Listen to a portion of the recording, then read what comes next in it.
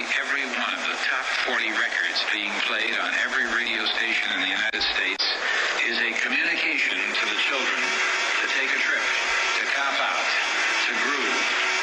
The psychedelic jackets on the record albums have their own. This is a special question. We don't want you to smoke genetically modified ganja. We want you to smoke the real thing. Me? Want you to smoke the natural herb. Sweet. Some call it marijuana. Sweet. Some call it sensimilla. Sweet. Some call it lamb's bread. The tea. And some people call it Welcome to another edition of the Adam Dunn Show. I'm your host, Adam Dunn. I'm Dave Charnick. I'm J-Lo. And we are in a packed studio full of white rappers. Word. Not me though. Just in case anyone thought that was me. Now we've got our buddy Andrew Hatchback. Hi. With no arms. He's got no arms today. So Yeah, it's new tech I'm working on. New tech. And we have Duffy in the studio. Peace. From SPORE, coming to educate you guys a little bit about the psychedelic scene here in Colorado or in Denver specifically, and hopefully we're going to be spreading it out nationwide. Got MTI in the studio, running things. That's right. Vinny Bob, ready to do some drops. Got drops. And please, nobody give a shit and say, "Oh my gosh, when is your cannabis podcast going to discuss cannabis again?" We need to be. How long has it been since you used that one, you motherfucker? It's been too long. I've been waiting. It's been too long. I'm going to find that button and rip it off. Itchy there. trigger fingers.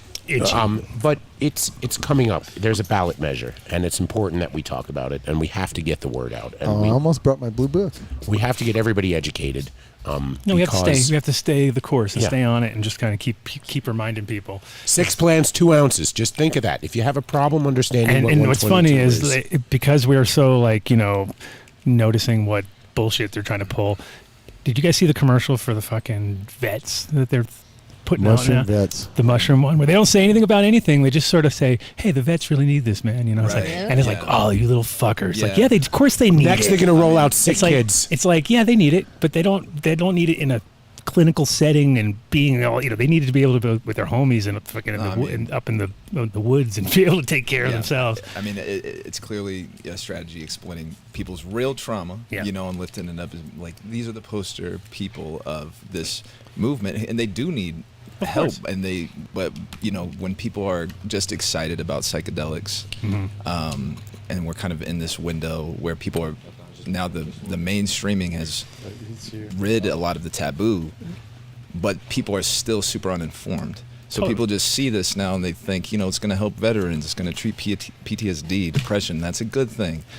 And it's just the way that capitalism will always capitalize on anything revolutionary and try to co-opt Well, it. speaking of capitalizing, What's next? Oh yeah, big news. what Biden? Oh, Yeah. Yeah, capitalizing on us stoners, trying to fucking trick us stoners once again. absolutely Once bullshit. again. Like, oh, hey, wow, oh, guess we should be voting for him. He's making weed. He says he's going to make weed legal. You're like, oh my God, have you guys not learned your lessons? And this is the exact sort of reasoning behind, like, we've been through this whole thing with cannabis. So now we see what's happening with psychedelics. And so we're like, hey guys, we never should take the first deal on anything. Like, that's just the number one rule. It's sort of like, you don't, it's like when you get pulled over, right? What do? You shut the fuck up. Like, there's certain rules you should follow, you know what I mean? Don't think you're going to, go around and figure it out some other way. But yeah, I feel like we're very, we've been through it, been through the trenches, and Colorado especially, because we're that initial state, right? So we got to see how we did the way we did it, and then we got other states do it better, and you go, oh man, that was smarter, we should have done that. And like, in Massachusetts, you can get a micro license and sell your weed to the dispensary. I'm like, that's the fucking shit they should have been doing here, create all these smaller people, not right to the top, Right. I think you and I were talking. I don't even know if it was on the air, which is why I try not to talk to you when we're not on the air. But we knew a stunt was coming. Don't ever talk to me. We knew a stunt was coming. I mean, it's an election season. We knew it. Yeah. I'm like, October what? surprise. Yeah, That's true. There you go. It was Fucking like that was the bullshit. first one, and there'll be a few more, I'm sure. I've got some concerns, honestly, with legalization of mushrooms just as a whole. And I love mushrooms, obviously, and I'm a huge advocate for the good side to it. But I honestly, I feel like it's not for everyone. It's like, you know, I have this fear that you're going to be driving down the road with a whole bunch of jackasses that are tripping balls now on top of the normal But shit. here's the thing: is like, do you want people to be in jail for No, experiencing you're mushrooms? right. So that's You're right. that's a bigger point. But there's an important distinction between decriminalization and legalization. Right, You're right. exactly. So- People think they're going to be like mushroom dispensaries and shit, and that's not happening. You know what I mean? Not yet. Right. No, and that's Far probably from it. Far from it. That's Like, probably it's not so going to far happen. from It's the exact opposite. It's like Yeah. if this goes through, it's like, no, now you have to go to this, you have to go through all this process to get and spend an incredible amount of money. We're talking like, they're literally talking Right. thousands Yeah. of dollars to It- go and trip. You're like, are you fucking kidding me? That's the The big- opposite. The the whole big- point of it is it's cheap and easy and convenient. The you big know? commercial market is not going to be around profiting off selling mushrooms. It's selling the therapy and the Experience, yeah. psychedelic experience around it, and these big corporate retreat centers that are already starting to be developed in Oregon. But yeah, should I introduce? Yeah, would you I am mind? and all that? Tell us who you are. Yeah. Tell us your history of helping getting the Don't let us do it because ordinance we're passed. terrible at that. That's one thing we're never good at. I forget sometimes. I'd love to hear your interpretation of 122 because Yeah. we've had some people call us up and say, dude, you guys don't know what you're talking about. Legal psychedelics, woo! Yeah. And when Adam read through the entire Blue Book, you really have to read like 95% of the words before you get to the last few pages to see why it's fucked up. Right. So the floor is yours, Duffy. Appreciate it. Yeah, so Duffy, that's my last name. Full name Matthew Duffy, go by my last name. Co-founder of SPORE, which is the Society for Psychedelic Outreach, Reform, and Education. We came out of the campaign that decriminalized mushrooms in Denver in 2019. Clearly, I'm an advocate, not a prohibitionist, as people have slandered this way recently, which is just ridiculous. We've done a lot of work, as much as could be done in community during COVID, since the Denver campaign, which made Denver the first city to decriminalize any psychedelic substance since Prohibition. That's not that long ago. Before COVID is the new BC, so it feels like centuries ago. But to move this quickly, I don't think that's really being recognized enough. It's a decriminalization process that happened in a city that was this huge breakthrough, and then 3 years later, without any real meaningful attempt at educating community or empowering community organizing to help people be empowered for Coloradans to lead the way with policy, because we do need to change these laws, but they need to be for, by the people, not driven by PACs who are representing corporate interests. And that's essentially the beef with Prop 122. This is not, and people that aren't even from Colorado. Groups that are coming in from out of state. Exactly. With out of state money. And they built relationships with largely the established cannabis corporate world in Colorado. Right. So it's a lot of the same people who pushed the Amendment 64 in Colorado, and a lot of the people I'm in community with, I got a lot of love for. A lot of the proponents I was with last night at a Chacruna event that was a big promotional event for the NMHA, but so SPORE's involvement we were involved in drafting Prop 122, and why we got involved was because after some polling from a PAC called New Approach, which is this out-of-state PAC that everyone's been referring to, they saw a potential green light because polling for some sort of regulatory framework with psychedelics was reading good with the first poll that they did. So they were going to go for it whether community was involved or not. Because we were aware of that, and we were pretty much the only organization that could do anything to kind of kick in the door and influence and get community, especially people who are always underrepresented or not included at all in these processes, more marginalized people, in to take part in the process to have their voices heard, we started a coalition called the Mycology because we love our mushroom puns. You know, we can't stay with that. Well, of course. Can of puns, and now we're going into mushroom puns. Mushroom puns. I like mushroom And puns. I psychedelic actually got mushroom into use. a pun battle for 20 minutes on the study of mycology. The sole witness got disgusted halfway through and walked away. Big pun over here. Yeah. Dave is on mushrooms. He can't fucking- You're a pun. I'm a pungent. Oh shit. I put the ginger in ginger. That's all I got. Ouch. So you know, there was 0 people of color in the original stakeholder group for what's now the Natural Medicine Health Act until SPORE and the My Coalition got involved, and we were like, hey, this is not cool at all for so many reasons. You're skipping all of the necessary community work to build trust. You know, all we've advocated for from jump is let's create an ethical framework of shared values and principles to go about policymaking to make sure it's solidarity and we're empowering communities to responsibly steward medicine, to integrate medicine, so we don't create a huge fucking mess. Yeah, and how classic is it? And how classic is it that they would just go with the same framework, with the same sort of, you know, non-ethnic group, with the non-native, with no, you know, and also we're talking about psychedelics here. We're not talking, and same with, like with cannabis, it was tough because, you know, cannabis is one of those things where, you know, if you look at the industry, it's mostly white guys growing weed, and you know, and that's just kind of the part. But when it comes to psychedelics, it's like across the board. There's like, you know, there's no real distinct type, you know, and that's what sucks if they're not representing that.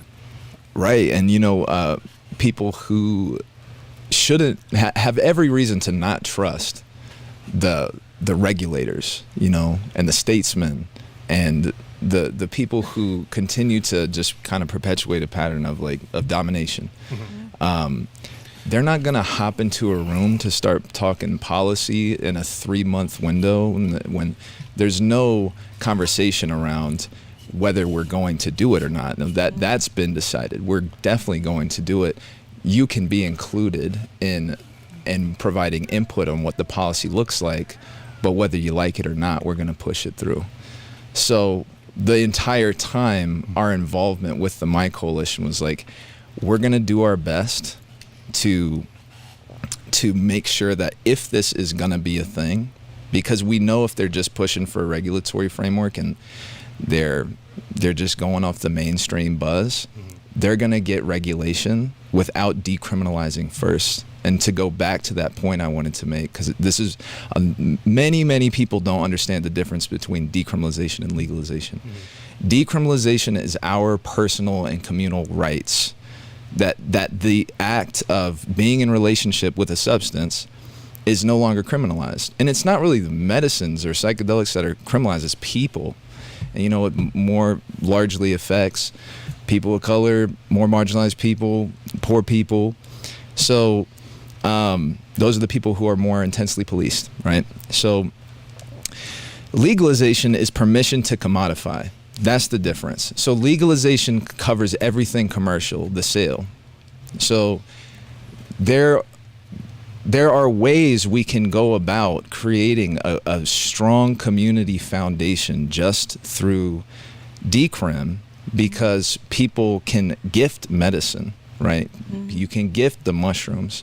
And then what people can, you know, we can create community economics around is supporting facilitation, supporting the nonprofits who are creating infrastructure and education, supporting the whole support system that can hold people through their healing or their transformation or what their spiritual journey with psychedelics, or just, you know, give people, you know, safe recourse to have their own relationship. Recreational to me, it's all healing, it's all spiritual, it's all transformative.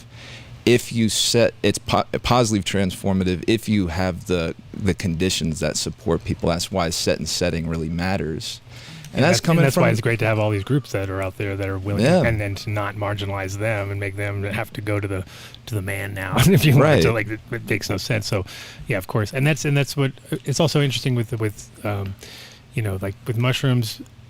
the microdosing changed everything when it came to like people's perception of it, because now it's not just therapy or hero dosing and or like classic what people pictured. Now all of a sudden it's like can help everybody really, and depending on your situation. But of course, Silicon Valley first people to kind of figure it out, like, oh wow, microdose some acid and all of a sudden you're really really productive. You know what I mean? And then when it comes to for now, the problem is that people are looking at it from like, oh, because it only takes an ounce of mushrooms to create X amount of product, right? So all of a sudden people start looking at widgets. Now they're like, oh my God, it's going to be, gangbusters. But the difference is like cannabis is something that you do every day, every day, consistent. So you can get into a rhythm where you're like, okay, we know what we're doing. Right. Whereas with psychedelics, it's sort of like, especially if you're growing your own, like you could have enough for a year and 3 months, you know what I mean? And then you're good. So it is, I think, gonna fuck with them in the long run, because they're thinking they're thinking way too quickly as a money thing, and they really need to get away from the money side, because that's where it always. It's like with cannabis with me, I'm just happy as long as I have weed. I'm not looking at it like, oh, that's worth X, because when somebody walks into my room, they're like, how much is this worth? And how much is that? I was like, dude, don't even start thinking like that. That's like, it's not worth anything. It's worth whatever you think it is worth. It's worth everything. It's worth nothing. It's worth my mental state of being to have it on hand. But know that I knowing have I have it is the good part. Yeah, exactly. It's that being able to crack open the bucket. Okay, it's there. Okay. It's kind of binary, right? And you have it or you don't. Yeah, and then the less you have, the more important it is. And then all of a sudden you're like, whoa, you get into this, sliding scale. But with I think with psychedelics, the good part is that we can grow enough to supply all our friends easily. If somebody really needs it, they don't need to pay for it. There's no reason people need to even ever pull money out of their pocket, because and you're saying like with decriminalization.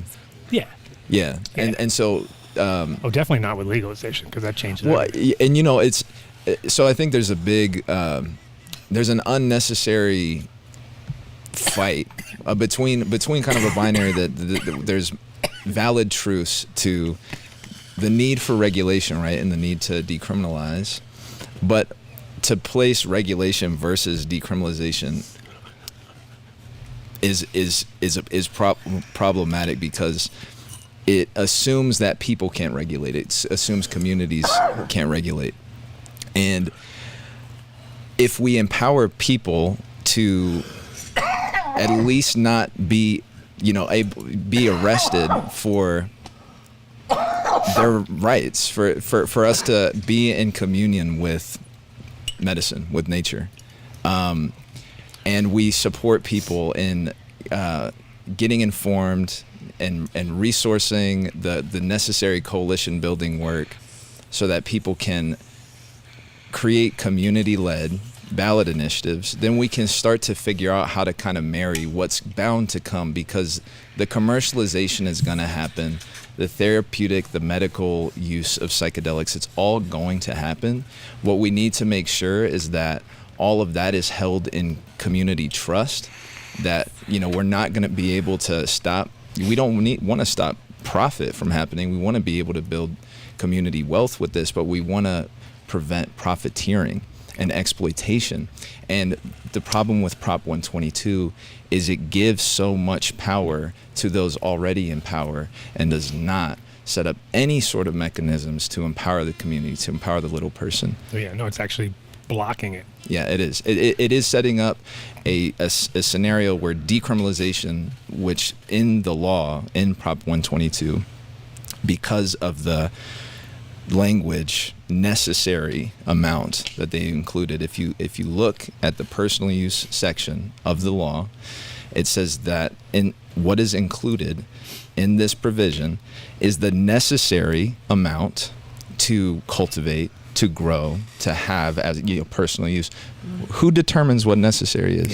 Yeah, that's a cop. Right. The first the first cop who busts in, thank you, a cop busts in and says that seems unnecessary. Right. And that's what this law has set up. It's set up Coloradans to think that it's decriminalized and they're all good and they can do their thing. They can grow mushrooms and no limits. But what's gonna happen is that the legal sacrifices of people having to go through the court system because of the vague way that the law was written will determine what that actual limit becomes. The necessary amount will be determined probably through courts. So while you're talking about that is I get super pissed because I consume at least half a pound to a pound of weed a month. And like sometimes if I'm not flowering or whatever's going on. Wait. How much? Definitely at least a half a pound. Do you follow her Instagram and feed? because I buy an ounce like every other day. And I feel, You're my new custy. You're my new custy. The blunts make you cruise through it. But so like that's the thing though, is if I buy I get just so frustrated because I have to go to a dispensary. I'll get an ounce of weed. I really want to buy at least 2 ounces. Now there's no fucking medical dispensary. So even though I have my card, you can't just like stroll in. Just relax, bro. And I think that they've come up with like the most ridiculous. The point is like with the hash, with flour, you used to be able to get an extended plant count and buy a pound and a quarter at a time. Now, a pound a month? She said half to a pound. I said a half to a pound. Yeah, the pound part might be a little bit. Pound a month? I guarantee it's close. Sounds like Snoop. Snoop was talking some bullshit too. I Snoop smoked blunts too. He started talking some stupid numbers, and I was like, he ain't smoking that. He might go through that weed because he's giving it all to his homies. Do you think I'm a sharer? No. How many times do I bring weed? Never. Never. Exactly. Anyways, but I feel like these people, like you're saying, with these limits, I want to know how they test it. Well, the crazy part is, I mean, with shrooms, it's totally ambiguous because you've got different strains, you've got different wet or dry, freeze dried. There's just like imagine when somebody grows really beautiful, wave the substrate, huge mushrooms, and then freeze dries them, and they look. The cop's gonna come and drop it. He's gonna be like, "Oh my God, that's enough mushrooms for the pants a are gonna year." come down. Like, no, actually, this is not. This. So there's so much to be. Yeah, you can't even go there. It's like, and that's literally, yeah. It's you never know what you need until you're there. You know what I mean? Right. Because isn't the raw problem is the way our laws are written. We have this initiative process, and you make them as ambiguous as possible to get people to vote for it, and then you hope, if you're pro that bill, that when they implement it, they write rules in the spirit of the law, because that's all we're doing. We're giving them the spirit of what we want, and they have to put it into legal language. Yeah, but look at what happens with cannabis. If we're talking nanograms. Exactly. Like nanograms. Like, get the fuck out of here with your nanograms. Like, that is not a way to figure out if somebody's impaired, because as we know, you could not smoke all night, go there in the morning, and you will fail. Doesn't mean you can't drive. I just woke up. I had a cup of coffee. Even more funny because I got a DUI for weed, and oh my God, how many times have we heard these stories? Well, so which this DUI is my first this? DUI, and I was a young lassie. I was leaving the grow. I was a head grower, and I reeked like weed. Anyways, we didn't smoke a blunt because it was like a blizzard. My headlight was out. Classic. I remember. The headlight was out. This is the headlight story. I remember this. See, Snow, thank you. Headlight. Cop didn't give you a break, and I was like, "How could you not get out of a ticket? Yeah, in the snow. You're fucking telling me. Come on, doing girl, roadside. So I came in though. I got an attorney, and the attorney. This was before they passed the law. The law was happening in 2013. And it was July 1st that they were passing that. And I got tested in March. June 30th. And so I was all excited because my attorney was like, well, that law doesn't even go into effect. And he's like, you have your medical card. He's like, but you're definitely going to come way above it. Like we were talking about how much I smoked and all these things. So I got my test results back. And this is hilarious. I came in at 4 nanograms before the law, below the legal limit. And they still gave me a DUI because they said they had to set an example out of me. And 4 nanograms. 4 nanograms. And I smoked though probably comparable to what I smoke now. So because they didn't know how to test back then. I think that it's all dumb. Yeah. They still got your picture up on the wall there, or what? Probably. Don't Google my name. Poster on. The poster child. We caught this one little blonde girl. She thought she was going to get away with it. That's the exact reason. Well, you think it's too easy for you to get out of it that they were like, we're not going to let it. My dispensary that I worked for paid for it, and they were even more pissed because they were paying for it. They were writing all my checks. Yeah. And the drug war has been so normalized now, we laugh about it. Like, you know, it's fucked up. It's so fucked that you have up. to go through that at all. You know, and yeah, like, you know, we should be responsible, not smoke, drive, whatever. But people shouldn't be punished for, I mean, I am an abolitionist. I think we need to work to end the drug war, and we need to start transferring how we over-resource and militarize police and empower communities to actually heal, because policing is a symptom of a society that doesn't actually take care of its people. So instead of investing in people actually, you know, healing and being resourced to be well, we punish them for a society that makes them sick, and then they're overly medicated, and that actually, you know, terrorizes and destroys a lot of people just through pharmaceuticals. And then when people actually, you know, have a beacon of hope when they start to learn about plants and mushrooms and all the psychedelics or whatever that can actually help them heal, but, you know, even not those other drugs, people are using substances to cope, to get through, to bear with a society that doesn't actually, you know, lend itself to health and people's well-being. So, you know, if we can kind of start the conversation there, you know, then it really matters. What matters most is that we make sure that protections are in place for the people before we start talking about an industry, right? So, like, it's not about, you know, we're going to create a psychedelic complete anarchy where there's, of course, rules are going to form. There's always, like, communities, whatever we create, whatever kind, the way that we regulate medicine in our own communities, that will inspire what happens at state and federal levels. So if we want this to not be a top-down dictation of how all this looks like, which is Terence McKenna warned us about this day over and over again. He said there's going to be a day when this starts to go mainstream, and people, please make sure that this isn't controlled by the states and the marriage between state and corporations, because this has always been people's medicine. These are our family. We all come from relationships with, you know, indigenous medicine. And who doesn't have a bigger vision than Terence McKenna, right? So it's like, straight up. You know, as far as I know this medicine. It is really complex, because decriminalization isn't enough to ensure the protections that we need for ecosystems, for indigenous cultures and people that are already endangered. What's more important than the policy, where we actually fuck up, is the process. The laws are just a manifestation of the culture. You know, you can't make racism illegal, but you can end segregation, right? So, like, we have to actually do the cultural work and the community work. That's primary. The right laws will come from that, and will actually move a lot faster if we slow down.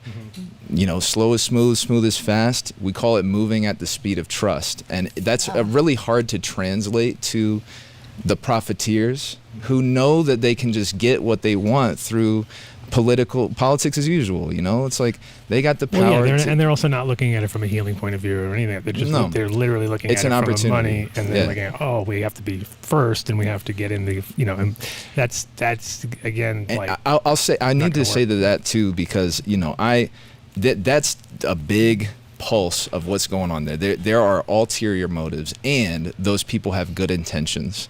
A lot of them do. They think they're doing the right thing, but good intentions pave the way to hell. We know this, right? Like, people who really think that they're saving the world, it's the same savior complex played out over and over again. You're not saving anybody. People aren't suffering out here because of a lack of access to mushrooms. People are suffering because of generations of colonization, man. Like, that's the word I was just going to bring up earlier. I was going to say, it's just colonization over and over. And if we're coming at psychedelics with this colonial paradigm that's driving it, we're just reinforcing the causes of the illness, and that we're trying to work together to heal. But for people to start actually, you know, looking at that, it's controversial for us to be taking the stand that we're doing. You know, we are pointing to the problems that we have with the policy, but also the process and the power dynamics that are really fucked up, because you can't even understand Prop 122 if you don't understand the power dynamics behind it and all these agendas that are working to really set up shop and dictate what rulemaking looks like. We have a question from the chat here. Oh, word. And Mike Denver's asking Matt why SPORE came out against Initiative 61. What? Say it again? Why did SPORE come out against Initiative 61? And let me go ahead. Because I'm not pretty sure that's what he's just been saying for the past 5 minutes. No. If you're talking about Initiative 61, that was the right. Yeah, Sorry. that was the decriminalization initiative. This is who? Okay. Mike Denver. Mike Denver, my friend. I love you, and I hate to break it to you. You're misinformed on that one. I actually came up with the idea, you know, humble, all humility, but the idea for Prop 61 I actually proposed first. Oh, okay. Because So I heard that somewhere along the way too. We helped write it. We helped make it happen. Oh, okay. But Because why wouldn't you want That's to what you were slander saying earlier. and darken, you know, the views of the guy who was running? It's Amendment 58 propaganda. just so viewers are not confused, at one point there were two initiatives. There are two initiatives. There was yes. Prop 61 that was just decriminalization, and there was in Prop 122. So actually, it was I-61 and I-58. I-58 has become Prop 122. I'm sorry, this is so fucking confusing. Yeah, I know. But so the Natural Medicine Health Act, which is Prop 122, was 58.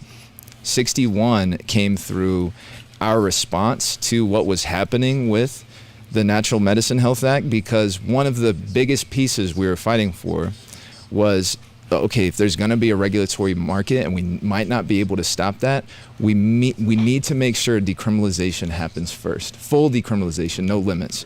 What they were saying, what they wrote first in their first draft of Prop 120, what's now Prop 122, was 4 gram limits to all the psychedelics that were included. But it was 4 grams of the psychedelic substance, where they're like, well, that's like 200 pounds of mushrooms or something like that.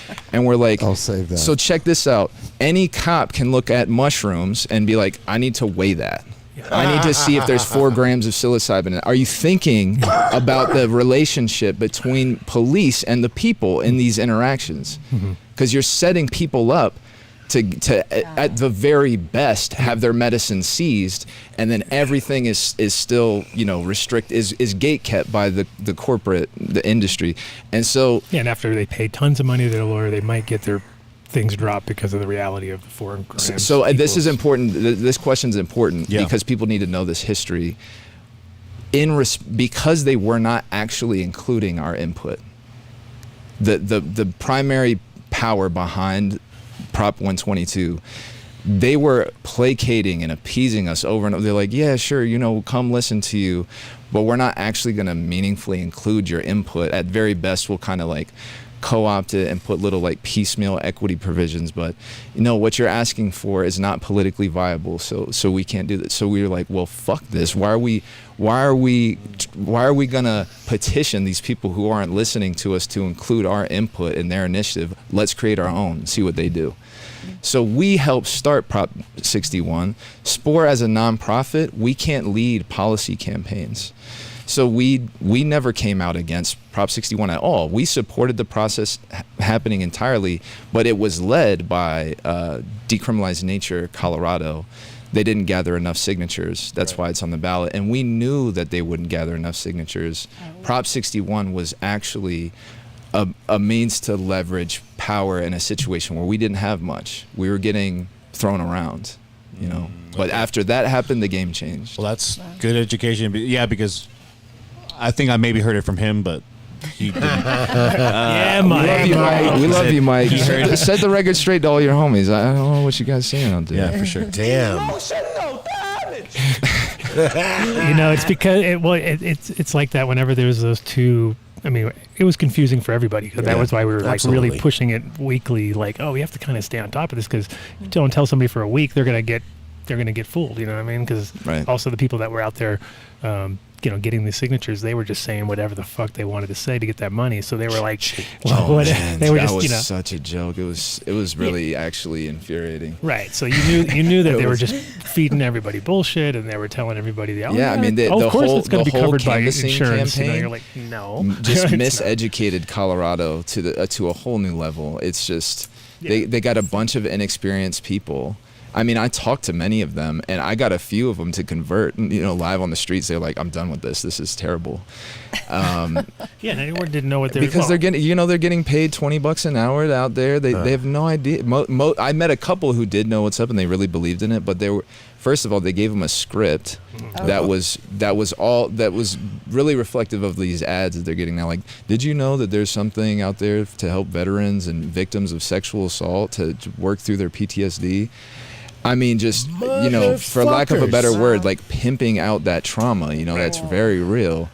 That is so incredible that you see all these perspectives of all these different angles. It's really refreshing, and I think very educational. Oh, nice. I'm sure your viewers are hella bored. Can I ask you a question? Yeah. So during this, I've been thinking about, like the consequences of a regulated environment. It's reactive. Always kind of at the beginning, because regulators are in the position of making rules for something they don't fully grasp yet, and the operators are in the position of really not wanting to talk to the regulators for any reason. Right? Yeah. Because at the beginning, the regulations are just kind of adapted, thrown at it, and then they kind of see what sticks, and they're not really targeted, and it's left to the operator to bear that cost. So what do you think of in this kind of decriminalized climate, like, sharing information on production efficiency and research, just basic product safety? How do you produce the product safely? We honestly feel like a lot of that would actually be really beneficial to work out before these big sweeping laws were passed. But I want to say this too: we're not apocalyptic about a pass scenario for Prop 122, and I want to say that because it's important for us to be empowered and not fall victim to anything. The people here in Colorado, there's a really strong psychedelic community here, and it's getting more diverse, more solid as we go. There's been a lot of fracturing through this process, but at this point there's like a real people's movement that's honestly kind of been catalyzed by all this bullshit because we came together. Well, if somebody who worked so hard for Amendment 61, like Mike Denver, actually thought that you were against it, you can see how deep their misinformation went. Yeah. So there was a lot of confusion around our role. I mean, some people thought that we were like in bed with this pack because we were trying to get people to come to it so we could actually, kind of infiltrate the situation and make an impact. And there's an entanglement because our biggest you have to funder, engage with them if you want to make anything changes, right? You can't you can't just ignore it. And if it's anybody's responsibility, if it feels like it's ours, we came out of the campaign that decriminalized Denver. We opened up a portal, and angels and demons come through portals, So, but to come back to your question, my man Andrew, right, Andrew? Yeah. I've been called worse. Today. So the My Coalition is back in action, and what we're focused on is creating a people's medicine pact that is the ethical framework that's created in community for policy that we should have had first before any of these conversations were happening. And in that, part of what we want to create in the My Coalition, we want to really create focused support for cultivators to basically create like a growers union. Because if we can unionize the growers and through kind of cooperative models, we can produce enough medicine easily. And just imagine this with mushrooms in a decrim scenario. You grow reishi, lion's mane, chaga, cordyceps, whatever. You can sell all of that, right? And then you have magic mushrooms that you give away. right? And if people are members to that co-op and they pay for membership and they can buy the other medicinal mushrooms, they're guaranteed their psilocybin mushrooms, and you're creating like a really powerful regenerative economic system, right? These are all the things that community is working on here, and that's just on the cultivation side. Like there is really robust, brilliant thinking happening, and if we had the time, and I honestly feel like part of the reason why they're coming to Colorado so soon is because the community here is so strong, and we could create economic models that make the profit-driven models obsolete, right? I think you're going to get sick of talking to me in the near future. Why? We're going to be friends? Quite possibly. Yeah. We should probably spit some rhymes at some point. That's going to go down. Don't relax, guys. We're going to save that for Patreon. But No, but it's the same as with medical and recreational. Like that model, to me, is doesn't make sense, because it should be medical should never have to pay for their, if you're truly medical. And the thing is, the medical got exploited because of taxes. So everybody looked at it from a tax point of view and from quality, and also like in Colorado, it was like, oh well, look, you could have up to 1,000 milligrams in this one bar, or you can go on the rec side and get 10 milligrams. You're like, but that's to me, like, I have to eat 100 of these bars. So like if you needed medicine, then you had to go medical, right? Right. And I think it's the same with people who have PTSD or people who have migraine. People who have like severe cluster migraines, and I watch them consume massive amounts of mushrooms, and like they ain't doing it for fun at all, and they go in their room and then they come back out and they're a fucking different person, you know what I mean? And so those kind of situations absolutely should not have to pay for it, because it would be just extra stress on their life, because they're getting these cluster headaches and now they got to work twice as hard to pay for them, you know what I mean? It's like a diabetic having to pay for insulin to live. Yeah, so there's certain things like that where I feel like if you're really using it medically, then you shouldn't have to pay, because the numbers would become realistic too. It wouldn't be like, we have 1 million patients. It's like, no. And that's what's funny about Colorado, is it became from the healthiest state to the most like unhealthy state because of all the people needing cannabis, which they didn't need, you know what I mean? So it was like just bullshit. So the numbers got skewed, where it went from like this, yoga driven sort of athletic out, people out hiking and everything. But just because there are all these people now signing up for their medical card and having to lie to say that, let me think what I got now, making up so much of bullshit. So that kind of stuff. So so people won't need any medical purpose with Prop 122. And I'm not saying that to hype it up. I'm saying that, this is not, they're making it about healing, right? Yeah. But it's really being geared for like a corporate retreat centers. Not just that, but largely, for real. That's going to be a big part of what you'll see in Colorado, is these very unaffordable, inaccessible retreat experiences for people from all over the world. It's not for Coloradans. Exactly. It's people from everywhere who want to have a legal psychedelic experience, and they get to come to Colorado in the beautiful mountains. And go to Aspen. Exactly. Just play it out. Just play it out. Aspen. So it's also, it's also going to set up a regulatory framework for these healing centers, so-called healing centers, right?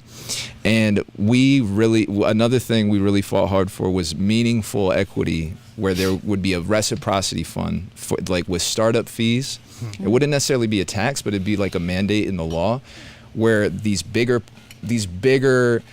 corporate institutions who are going to create the retreat centers and these big, the businesses that will make a lot of money, that a percentage of their profit, if they have a certain revenue level, will have to go into this fund to fund the community healing models, right? That can only be led by the community. Only people in the communities know what they need to heal. So we fought hard for that, right? And they said that they included that. They didn't. That was not included. What was included was reduced provisions for subsidized cost for people to access the psychedelic assisted services, for people to access the healing centers costs, right? But that's not equity. Access and equity are not the same. Like, if we're not actually resourcing communities to heal themselves, we don't even understand what healing is and what's required, because healing and sovereignty are inextricably linked. If people aren't being empowered to be sovereign, to choose their healing, to choose what healing even means for them, it's not healing, it's authoritative. You're still in a paradigm that is paternal, that's not letting people actually evolve, because the state supposedly knows what's best for us. The corporation supposedly knows what's best for. No, we know. And we have to restore that trust and power to us. I know why they left that provision out of the Tell their me language. Because then they would have to implement it. I think, of course. I think it's terrifying, though, to think about, like, trusting somebody in, I guess, a setting like that, though, is like being in a vulnerable place potentially in your life, and like trusting. I don't know. Those are the things that I just wonder.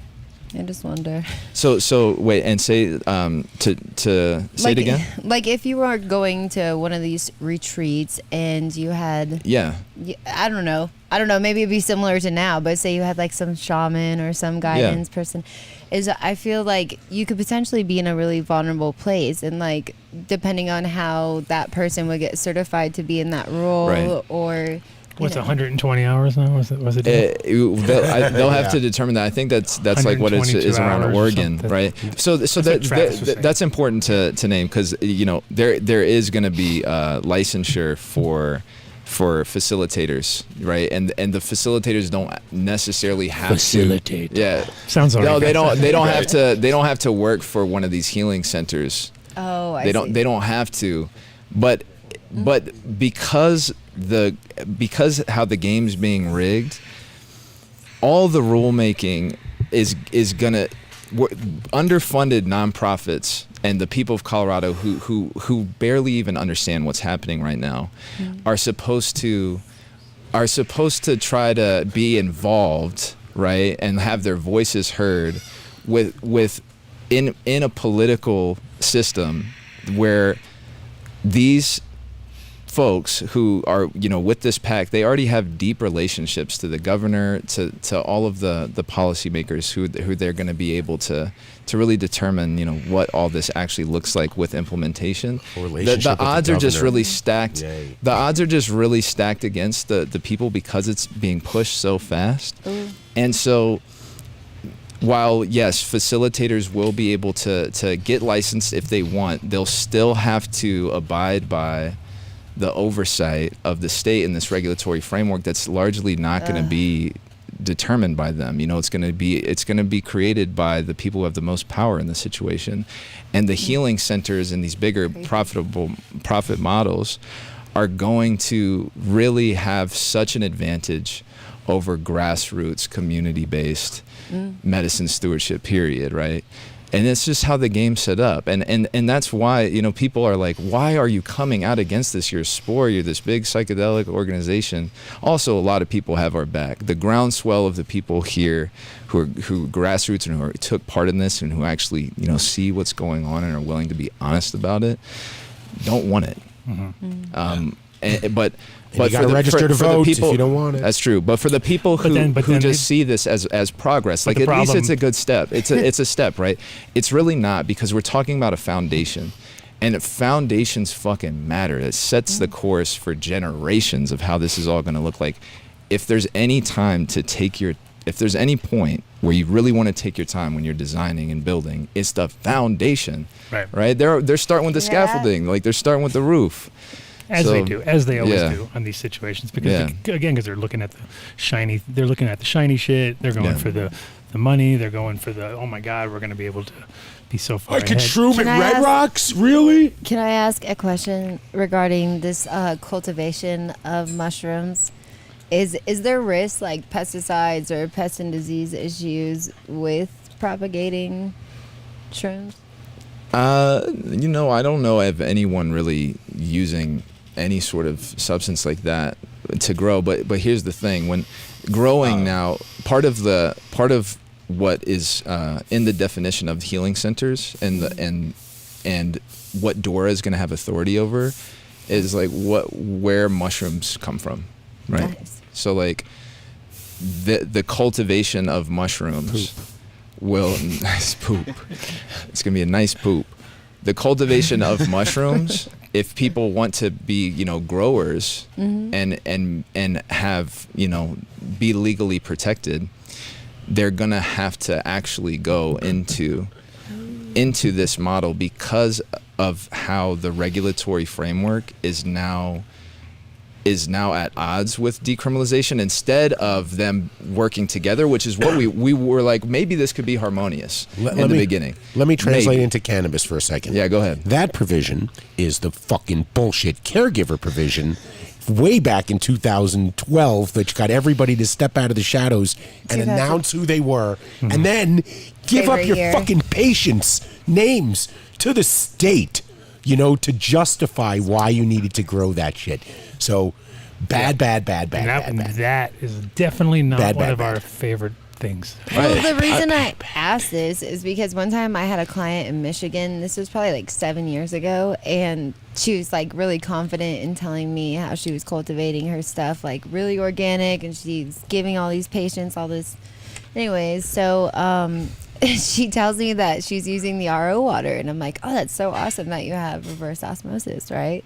And no, it's like her dehumidifiers were like all molded and like fucked, and like all of it was, so she was using the runoff to water her organic plants because she thought that the bacteria and not for yak. I just like have seen some things that like people with good intentions, you'll be like, I don't know. Well, how many grow rooms have you guys walked through where people didn't realize it was powdery mildew back in 2000? Exactly. That was gonna be my point. It's like the only way we're ever gonna Imagine them testing for microbials on microbial. Well, that's what I was wondering. It's 100%. I know mold on fungus. I know trichoderma is like a pretty common just air mold that's a contaminant. And there's other Aspergillus? bacteria. Well, no, not necessarily. You don't think? I'm not going there. Okay, I just. That was kind of But that was derogatory. Aspergillus like that. He was about to rap battle you, I think, right there. Like, I'm sorry.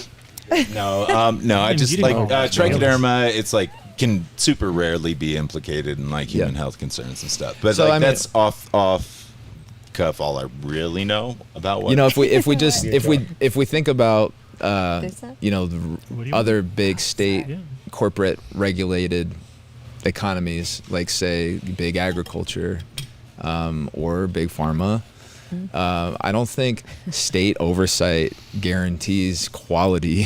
Are you sure? Yeah, that's just how I'd like to see. That's just personally how I feel. Data on that, and that's hilarious. And what I know is that we all have to do better to take responsibility and make sure that our economics and and policies and all the parts of our society are held accountable by the people. Like no one's going to do that for us. No piece of policy is going to do that. We have to do that, and we can create more transparent, equitable, quality, holistic models that really support all different people's needs, because we're including people and co-creating those models. And they're ecosystems. There's not going to be a one-size-fits-all. What we can do is just kind of build in community to understand, the kind of genius that's coming from all these different parts and in different communities that have different modalities, different cultural lineages, just different needs when it comes to psychedelics. Where, if the status quo is gonna drive what creating healing models look like, right? Think about the people who are most marginalized only being able to access medicine legally from the institutions that have been primarily traumatizing them the most, right? It really is the same old in that way. So if we do need a new paradigm to actually create something that's going to work. And I don't honestly, I'm not someone who believes that getting the medicine out to everybody is necessarily a good thing. Is that like if we just decriminalized and and created the legal framework for people to feel safe for medical therapeutic, I don't think mainstreaming psychedelics is necessarily going to be positive. I think it totally could and should be, but it's really up to us. Mushrooms are not our new savior. We got to do it. I love that. We have to do it. And healing, you know, literally it means becoming whole, right? So like if we're gonna actually have real conversations around healing, we got to move away from the whole medical idea that this is a mental health crisis that we're in, and that's why we need psychedelics. We're still addressing symptoms and not talking about systems, right? Because we're like, we're trying to diagnose a fish over and over again that's swimming in dirty water.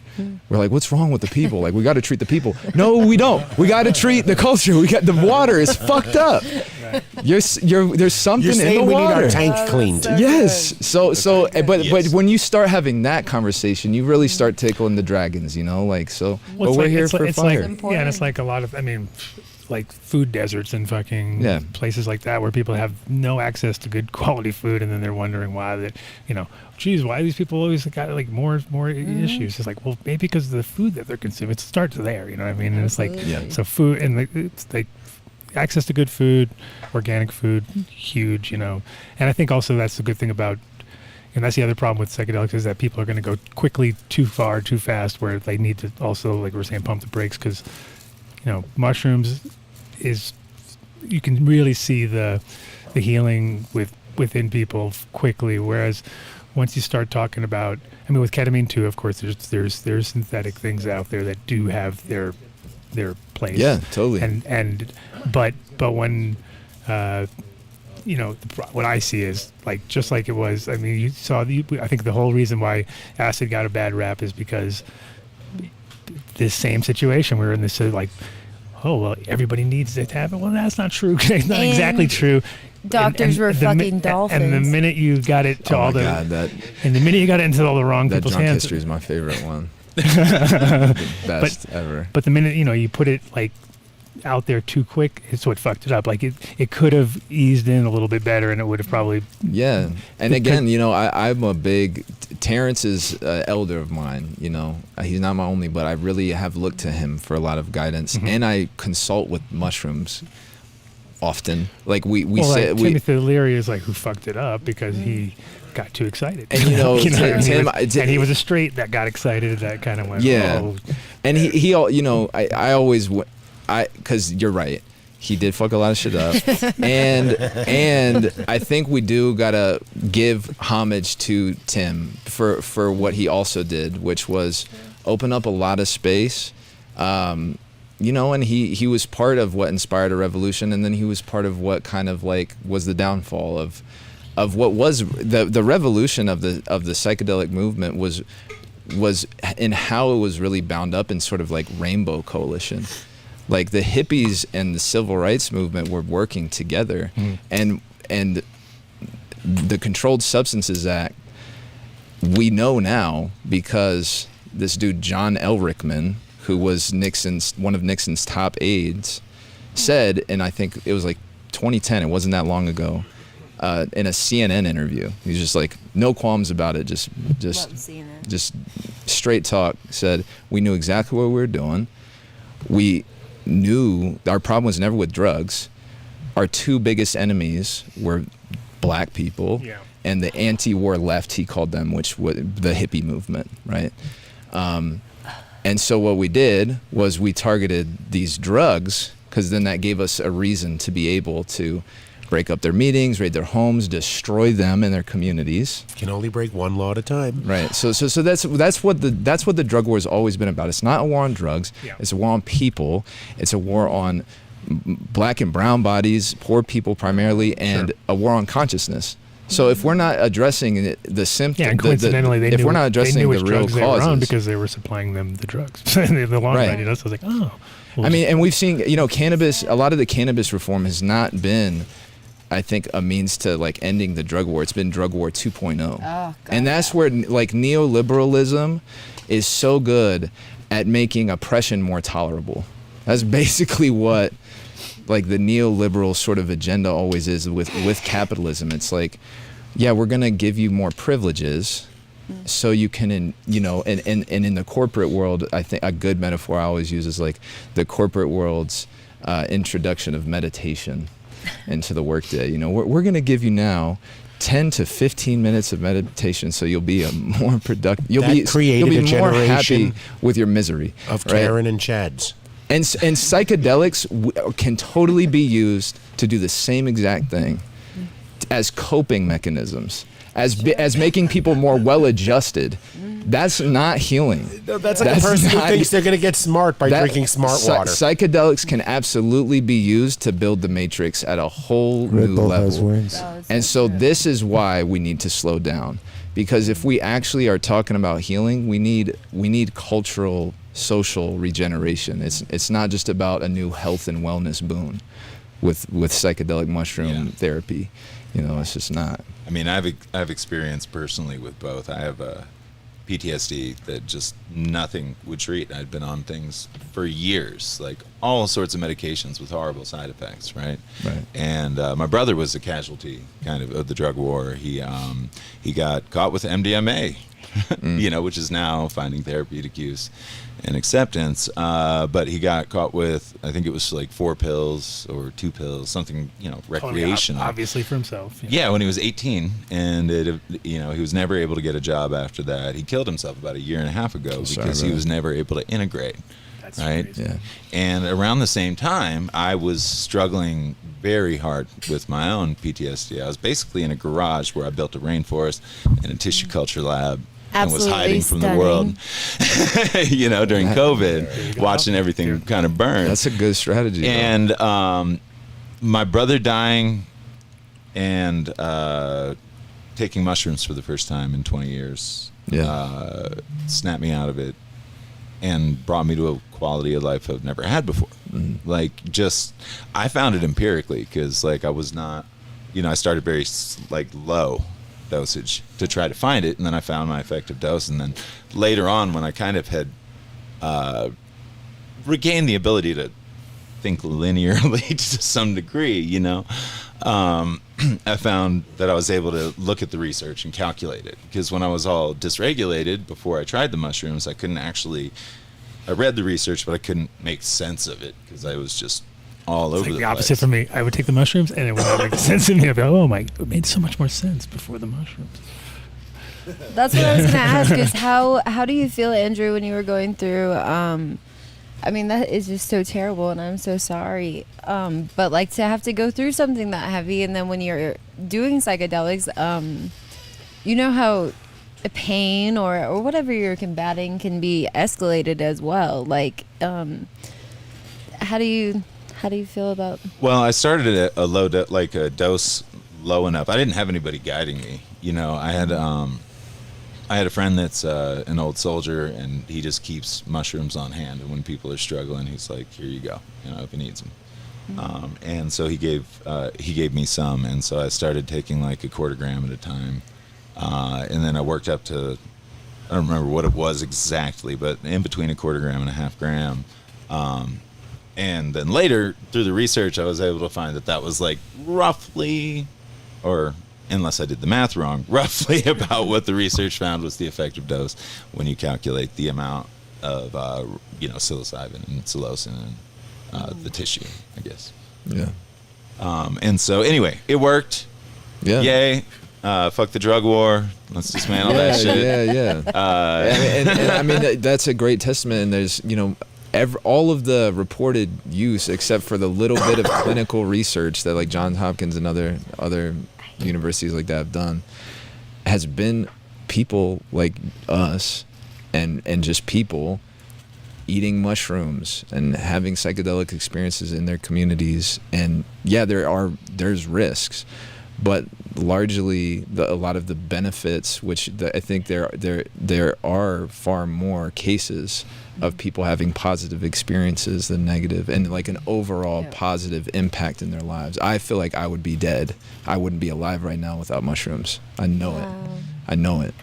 And so, we don't need, clearly, a medical therapeutic industry. We need to empower the people who are already doing this work, and we should look to leadership. Like there are people who have been really devoting themselves to carrying medicine, right? But no one's an expert, right? And there's no real authority here. The community, the people, ourselves, we're the authority, and we really need to reclaim that if this is going to go down well. Cannabis translation. Thank you. Back when the industry was 2010, right after we had framework here in Colorado, they didn't allow people with felony cannabis convictions to be involved at first. At all. Shout out to You couldn't even have You could a at first, but then you could. Then they pulled it back. Yeah. Because there was a moment in time where you could. That was this was 2009 or something like that. It No, was the could still get MMED was the MMED. first one, and they started in 2012, but you didn't get your first round of badges unless you were scheduled until Correct. roughly 2013. It was when you could still have a medical card back in 2010 printed on a little shittly piece of paper filled out, notarized. The purple paper or the? This was no, the That was purple. nice. The purple card was the first thing. That was ugly. The red one. The red card. Sorry, No, the red card was big ass first, red and then the card? purple Yeah. when the first came, the letters fell off. Those are sweet. Yeah. Remember that? I remember Oh, that. yeah, I it had just that. scrape I was off. like, what? These letters? I was like, because then you go, dude, you know the letters scrape off, and they go, no, they don't. Oh yeah, oh, they do. And I was like, yeah, just do just somebody else. And they say you couldn't laminate it or do anything. And you can't laminate Yeah, it, you yeah, can't do couldn't shit laminate. to So it. here is the Canna hilarious. translation. The spirit of the law, we wanted those with a knowledge base of the industry to lead the industry. Or at the very least, create an advisory pool where You're saying people we could- want that. That's not what happened, though. No, what I'm saying. But that's the a good- spirit of amendment of the medical amendment and the recreational amendment. That was the spirit of it.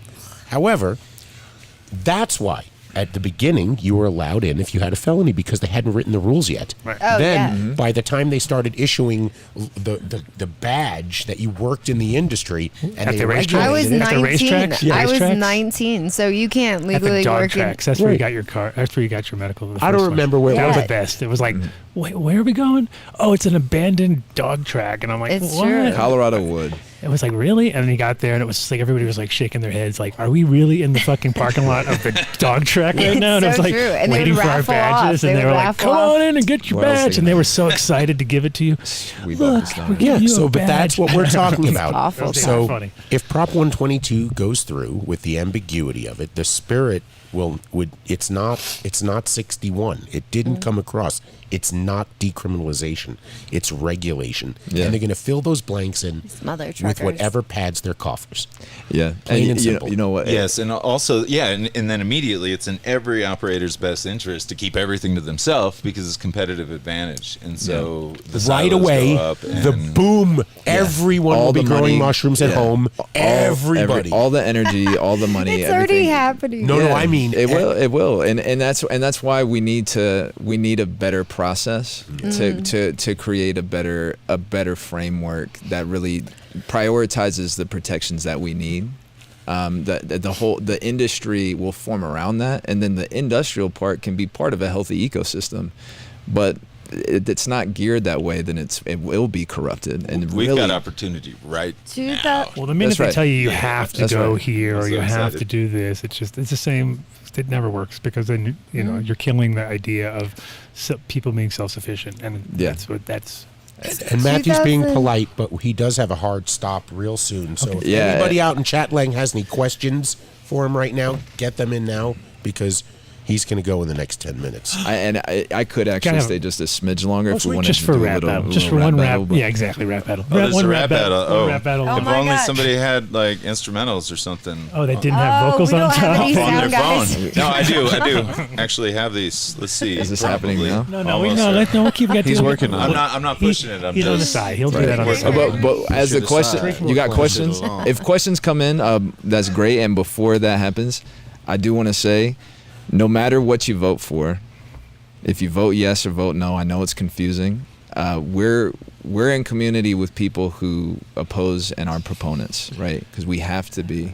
And people have different perspectives, and none of us have a crystal ball. I acknowledge that it's hard to really know what's the best move. We feel like we're doing our best to offer the truth from a very informed perspective.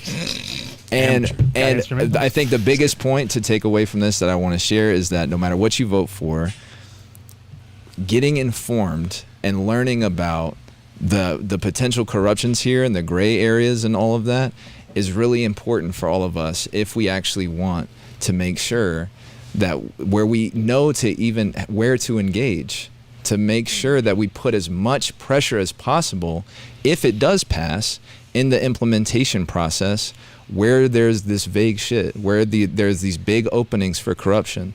We have to be ready. And so you can be mad at us all you want if you're a proponent of the NMHA.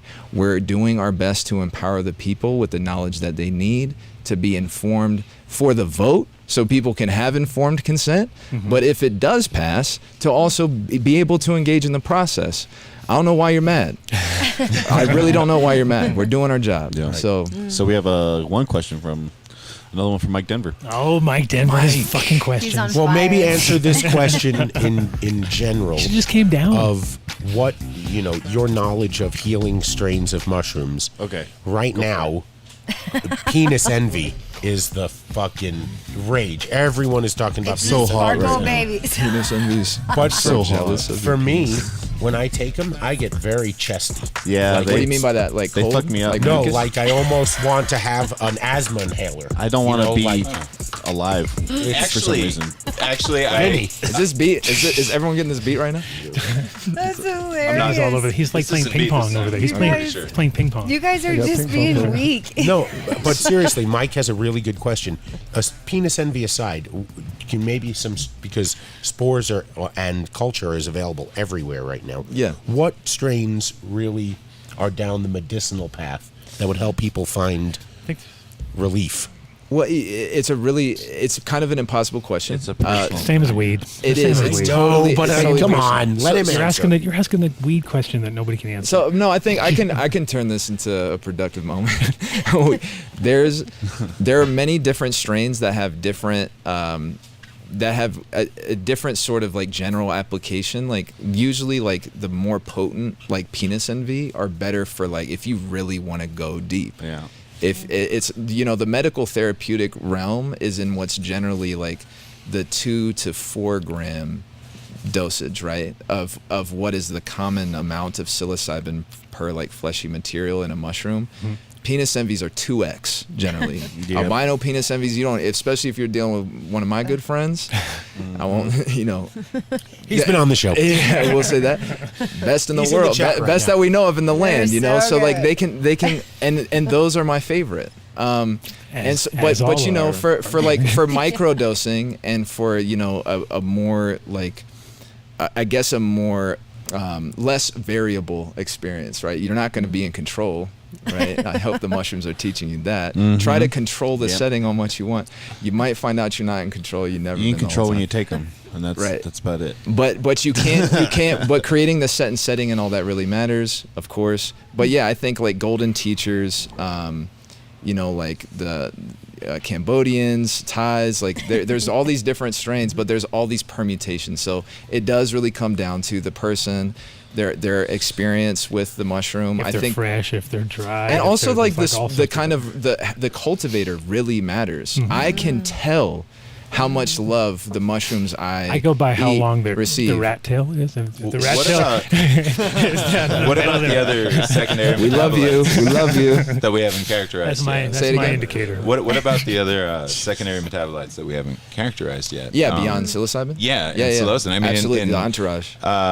I was able to have coffee with a guy named Deddy Mary, who does cannabinoid research and now psilocybin research in Israel.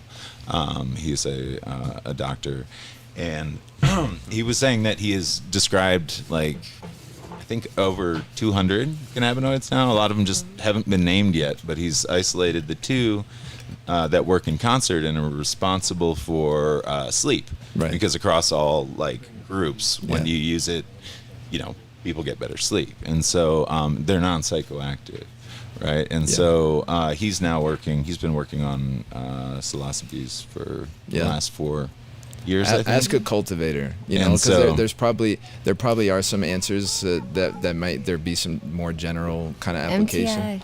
But it's MTR is our local guru now. He's grown what, two flushes. Tell me things. You've had two old flushes. No matter what, it's going to be down to the person and how they interact. You know, everyone's different for sure. Yeah. Everyone likes house music after they eat yours, or what? I want to give a shout out to Mike Denver. Thanks, Mike Denver. Incredibly knowledgeable on this subject at the last bar Terptown. Yeah. I mean, he even spoke to somebody who had some questions on how to possibly breed. You know, he was getting down into microscopic spore isolation. There you go. And then being able to look at it under a microscope again afterwards to determine. And the mycologist. Keep it up, kid. I got to meet his parents. Did you? Yeah, you didn't meet him? He didn't. Oh no, I met his dad. Yeah, no, I did. Yeah. I actually got to meet him too. They were cool. That's really nice. I thought he was killing it. I was like, man, look at you, you're killing it over here. He's like, those are my parents. I was like, oh, okay. I thought you were making big sales. They were like coming in. That's amazing. Oh yeah. I got it. Speaking of Telescopic, who just walked in the house, I got a little note from him today because of the Biden thing. He was always a proponent saying, hey, Dave, Democrats are not pro-cannabis. And I always agreed with him on that.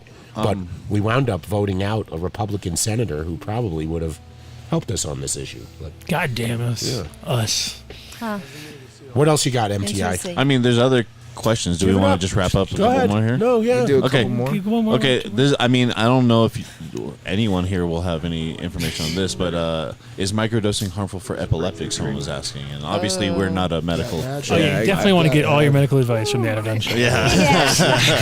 You can't. They can't. That's a rough one. I just don't think that. Don't even touch Well, I think you got to be careful on all those kind of. So wait, there is a question from Danny Danko. Would you appear on his show in 2 weeks? Danny Danko, actually, love your name. He asked a question that is kind of interesting. Do you think psychedelic mushrooms can be pickled like edible ones, and will this make them more palatable or effective? If you like pickles, you're super into pickles. Yeah. It won't affect them, right? Maybe he had a psychedelic experience, like his first one. He didn't have anything else to eat and just ate a bunch of pickles and associates pickles. Such with a not a good mushroom. texture, though. That is. But no, I don't know. Why are you? It's not the texture you're looking for. But I would recommend. I like lemon juice, lime juice. Yeah. So Yeah, lemon tech is a good. Lemon tech's always a good maneuver. Yeah. It's Inside Baseball with Adam That's Dunn. all that the chat gang had so far. I thought that was funny. I was Pickles. Yeah, I could just see like, and as the pickle starts talking to you, you're like, oh fuck, dude, I ate too many pickles. The pickle is a job. The honey shit is like I think with honey and stuff, it's always like interesting because honey preserves it. Just like if you're trying to preserve it, I would go with honey because honey tastes good and it's like nice. It's a great preservative. It's gonna last a long time. It'll turn blue. It'll fucking and you can filter it out. They'd be like pretty too. Wasn't someone talking about how they used to store them in honey and they would ferment in the honey and they would all of a sudden turn into like mead type thing? Wasn't that our rat tail That's what guy? I'm talking about. Yeah, I thought Travis was talking about that. Yeah. I could look at you blowing. I could be completely covers. wrong. There. I didn't. I said rat Hey, tail He was guy. here on the show that said it. He's very cop-like Not everybody behavior. sees the tail. I see. Damn. That's fine. You're a cop. I'm sorry, Dave. Dude, look at Dave. Was Dave copping out over there? Yeah, totally. Yeah, anyways. okay. Speaking of copping out, Just doing nobody's our job going for to cop out. We Oh, we rap gotta battle. hear this. We got a rap Anyways, battle yeah. to Go. We have to, Oh shit, we're gonna wrap. No, Wait, does everybody? DJ. Okay. Spin that everybody shit. Ready? It's ginger on ginger around here, buddy. That was Is that good white That was guys? good. That was pretty good. Pull one up. I don't know. I watched 8 Mile and I watched 8 Are Mile. you still inspired? I watched 8 Mile 20 years ago. I still think What, I'm you right. got it? No. Do you want to go first, or do you want to go? Or do you want to go first, or do you want to go first? Oh, man, this is good. No, we have to There you go. flip. You go. You You got gotta it. flip. Yeah, you guys gotta flip. We have to flip. Okay. Do we have anything to I'm flip? gonna count for a second. Got it. Hit him with the 1, 2, 3. Here we Give go. telescopic headphones. 2, 3. Asymptomatic and an addict for cabbage. I'm rapping savage, it's bad. Motherfucker coming tonight.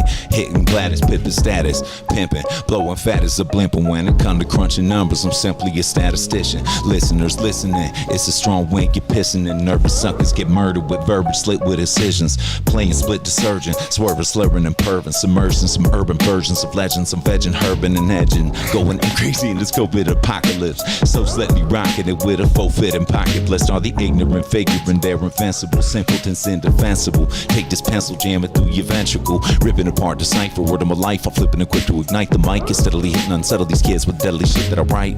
I readily rock the better to sever the head of the clever competitor. Stop thinking you come out on top. The cheddar is mine, and your head get knocked. See me, I be keeping it locked like latches, cooking up rhymes and batches. Rappers leaving the scene. These bastards know that I'm real and they know that they actors. They only kicking irrelevant shit. Well, I'm quick to be selling them scripts. Split is the elegant kid to be rapping retarded flow hard as an elephant piss. Elephant piss? That is that's gushing. That's hard flow. Inundation of bars. An inundation of elephant piss balls. All right, ready? Mine's way shorter. Okay. Silly with the P, DMT with Billy D. Wet jumpers, no PCP inside of me. Angels dusted off my crusties with all kinds of brushes. Every feather flocked together, eagles, pigeons, puffins. Force joiner like Lucas, like George, like Yoda on peyote type form, type foolish. In the mirror like I'm thick with the Q. Now it's clear, hip hop's Baba Ram Das is here, what it do?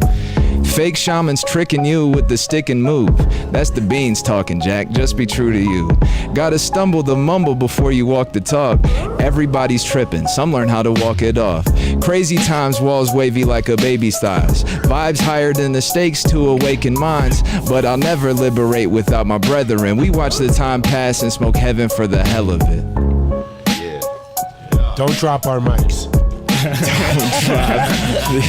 We don't got money. We got the money for that. The greenest thing in this room is the green screen. Yeah, man. Behind us. There's no green screen. This is Psych. No, we're in a room full of smoke. You're in a room full of smoke. How did Andrew's shirt get like that?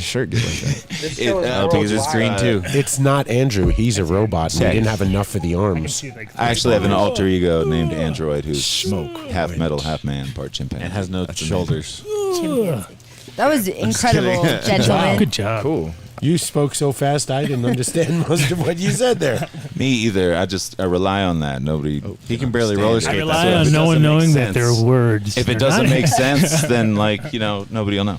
Get high. Yeah, but I'm 52 and late. Right. Yeah, I can make a slow rollout whenever you're ready to boost me out of here. I'm awesome. good to go. Oh yeah, you do what you gotta do, man. We are. How do people find you if they want to interact with you? So the SPORE.org is our website. We're SPORE.org on Instagram, and I think it's like Facebook / the SPORE.org. Go to our website, sign up at least for our newsletter, but check out the Mycology page on the SPORE.org website. So it's the SPORE.org / Mycology.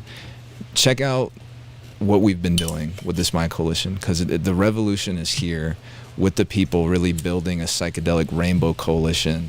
We're organizing like mycelium, because the best framework that we know of for solidarity, for mutual aid, for just getting the resources where they need to go and everything taking care of each other, mycelium. Right. Which is the foundation. The foundation of rainforests. And that's what we want. So register to become a member of the Mycology. We got somebody, Cullen. No, it's Cullen. He wanted a rap battle. No, he owns Green Bros. Cullen's trying to battle? You're going to rap battle now? Oh, nice. I've been on his podcast, so I don't think he has got any rap in him at all. He's less rap-ish than me. I can't leave the dojo until everybody's palate has been wet. If there are battles that still want to be had, they must be had. Yeah, I would love to see this. No, I was joking. He's a joker. Dave's a joker. Don't ever listen to anything Dave ever says. I'm done with you, Dave. My gosh, I'm here to make you laugh. I was not aware there was levity here. Sorry. You're a couple. Thank you so much for coming in. We really appreciate the knowledge and everything you've done for the city and county of Denver, and everything that your work is done to hopefully get the right bill passed when it's time. Right. And there's so many other people, there's so many people who are taking part in this movement. So I always just give it back to the community. I appreciate it. Appreciate y'all having me here. Everybody vote with your heart. I think your heart will tell you probably no. But, regardless, it's about community first. So this is not about, the revolution is not policy. Sweet. All right. Thank you so much. Thank you. Thank you, man. Take care. Thank you. Peace. Thanks, bro. Thank you. See you soon. And pick up the gift bag in the green room on the way out. Oh, yeah, on the way out. They'll take care of you on the way out. Aperitifs. We'll have security walk you out. Yeah, security. No, grab a bagel. Grab a bagel or two and some cookies. They're non-medicated. And if you want a medicated chocolate, we got a bunch here. If you want to catch a workout in the workout for room, later. go for it. Take it for later. Yeah. See, Cullen, if you were Those are live weed. in the Those are just studio, weed. Those are just weed. bagels, Cookies. cookies. Yeah, the big chunky ones. Those are the ones. Jamie thing. Those are potent, man. Just trust me, you'll sleep well. You will sleep really well. Nice. And tomorrow. Shortest rap battle in I get history. paid my SAG dues. Oh, yeah. That was Good job, Cullen. Good job. We heard that. Brondo's got He's so fast, Cullen, you don't even hear his words. They're just like, coming in hot. Magic. he did 40 verses. I feel inspired to just start. Welcome to timing. the show. Good That was timing. perfect timing. Yeah, amazing timing, Cullen. So, I just followed the invite. Cullen Reichert is the owner of Green Bros with a Z. With a And Z. They've sponsored the show for a long time now. And So nice. everything they do, made in Las Vegas. Viva Nothing Las made Vegas. anywhere else. The highest quality post-processing. I mean, remember when I was there, I couldn't believe that you had the rosin press by the Boulder guys. Are we gonna all party in like a month? Yeah. So, welcome to the show. We We're all gonna appreciate be you. broke in a month. Yeah, right? It's very true. Right. Oh, we were going to. In fact, she called while we were on the show. That's when my phone started buzzing. That was Jane. So obviously, you're not listening to the show, Jane. Are we still on? I don't know. I would have had to answer the phone in the middle of the. We Wow. were going to be taking over the Rio presidential suite that she has for the Vegas Wednesday night party. But apparently, We are or we did. We don't know. no, we don't know. She's all up in the air. Apparently, when she transferred the reservation to my name, it came over as just like a one-bedroom suite for like $6,000. And I was just like, Jane, I think something went wrong there. Your reservation, I'm looking at it, says presidential suite. Yeah. Mine says standard room, but the price is the same. So maybe you could look into that. So. Imagine if you got there and they're like, that'll be $6,500, please. Can I please get the done deal? Yeah. You need It's a the done deal. hangover. We're doing the hangover weekend. What are we doing? Just Did you just get skipped? Yeah, he did. He skipped you. I didn't. I handled it Adam? this way. So what are you doing, Yeah, Cullen? it's You really- doing deliveries? Are you out and doing your own deliveries now? Is that what's going on? Don't tell us you're driving Uber. No, man, I'm riding. Actually sitting in a parking lot because it was the best opportunity for me. Have to come down and I get to pick up my lovely wife from work. So this is that time frame. So here I am. Good for you. Found the nearest And place. it sounds. I think I got That was nice. good audio. Is You that do. right? You sound all right? And the video You too. sound Nice. Better than many of great. my previous shows. Not lately, but definitely in the beginning. Shows were way worse. We strive for the best. And we also I had on need an it. industry partner of yours, Jay from Dry Flower Solutions, who Oh, did you really? Yeah, Oh, yeah. Jay was on my podcast not too long ago. How's he doing? he's doing great. In fact, that was another little synchronicity, finding out that he designs systems to work with your systems. That's like, the best of the best working with the best of the best. We had a great time. He's a great guy. He pops up on my LinkedIn doing yoga and shit, which is cool. But You're like, hey, a little weird. less on the popping up on my Okay. yeah, whatever. I mean, teach his own, right? We're all just trying to make it in this world. Yeah, and it's and do yoga. and Yoga's J Lo does yoga. I saw the man do some serious stuff. course So I you do. mean, he's definitely got some skills. Have you seen those people on the paddle boards, like that do the handstands and all those good things? The Yeah, it'll be girls probably that are be doing another half busted hour moves? before we I'm ask like, you about I your want to be stuff. that girl. Hey, you don't have to worry about it. I'm here. Yeah, I want that body. Not exactly, but you understand what I'm saying. Vinny looks like he got really young. I'm sorry, I'm breaking the fourth wall here, but our sound guy looks like he just lost 20 years. So when did Is that right? when did Green Bros start originally? When was his first year? We're 10 years now, so it was 2012. 12. That's awesome. That moment in time. Yep, the perfect moment. So 12 years. Yeah. Started in 2012. Yeah. So we're just hit our 10-year mark. 10-year and, mark. Sorry. Yeah. Yeah, well, I mean, what's a couple of years here and there? It'll be coming up soon enough. Don't you worry. yeah, exactly. Well, I mean, at this point, we're kind of wondering if we're going to make it for the next two. It's getting scary out there, You'll make it. You'll make it. It's a This real is thing. this is something that a lot of us have been saying for a long time and been called Chicken Little.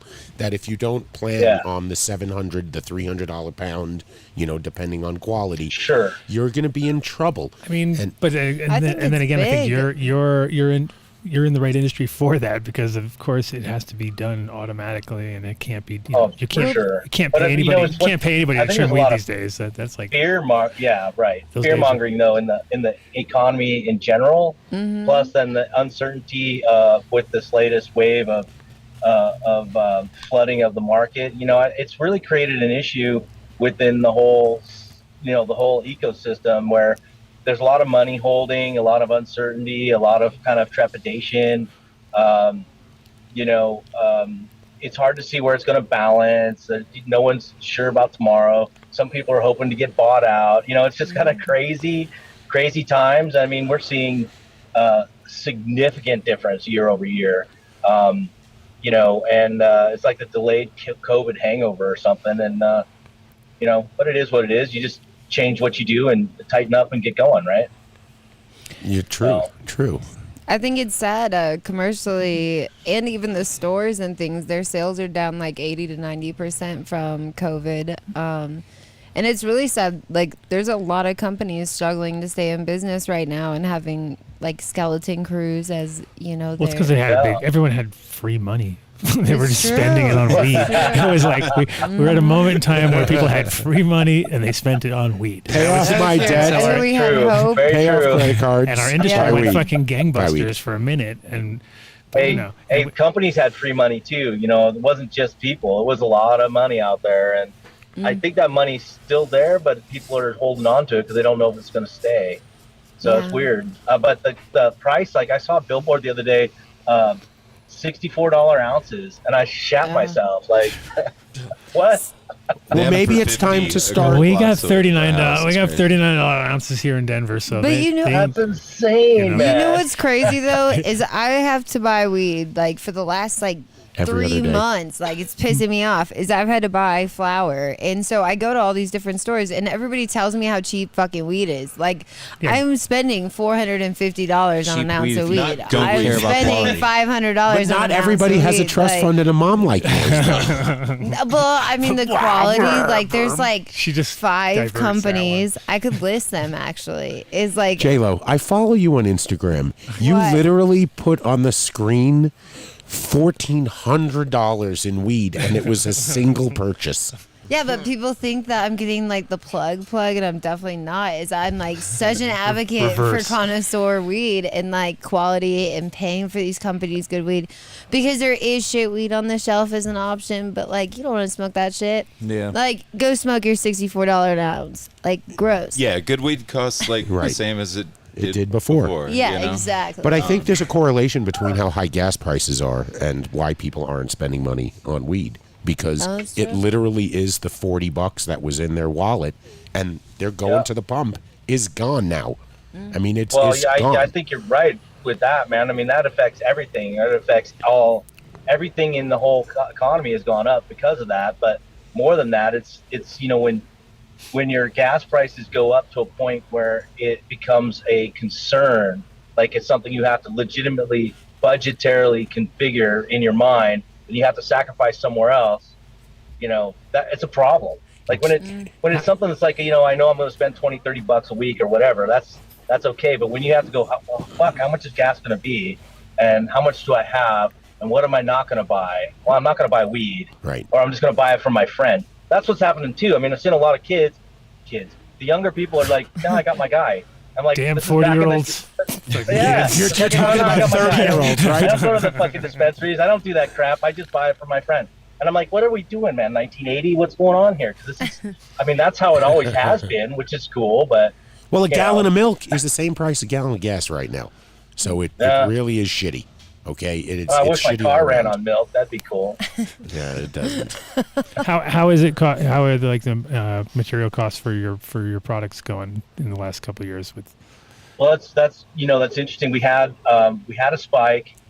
The big spike year was COVID year, but we had guaranteed contracting because we had bought historically we buy a lot of material, and so we had a great year. So the year that everybody else was dying because of the big push on pricing, we had already pre-bought. Well, luckily you're not making them out of wood because the wood was like, that was crazy.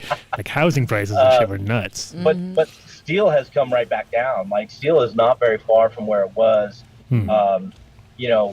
pre-COVID. So we're not seeing that. We are seeing problems with, electronics are an issue. The things that are really starting to become a bummer are like things coming out of Europe. We don't do any Chinese stuff, but we do work with some stuff that comes, some Japanese stuff, and then we'd have some stuff that's coming out of Europe and specifically Germany, and they're like, "Well, dude, we're not spending, and we're shutting down the factory because we don't have any ability to run these things right now." So all this material is getting held up, and you're like, "Well, that's significant.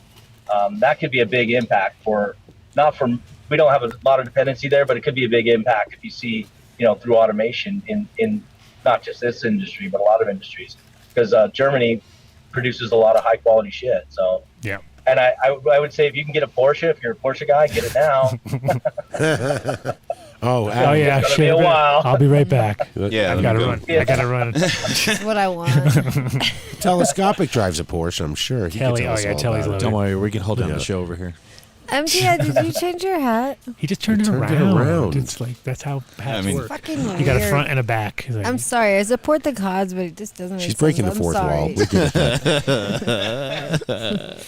So sorry. So, what's new on the horizon for your company right now, especially with MJ BizCon coming up? Big Rager going. We got a big Rager. What do we got? What do we got going on? Yeah, so we're sponsoring the Grow Off Jam, so it's going to be at our shop.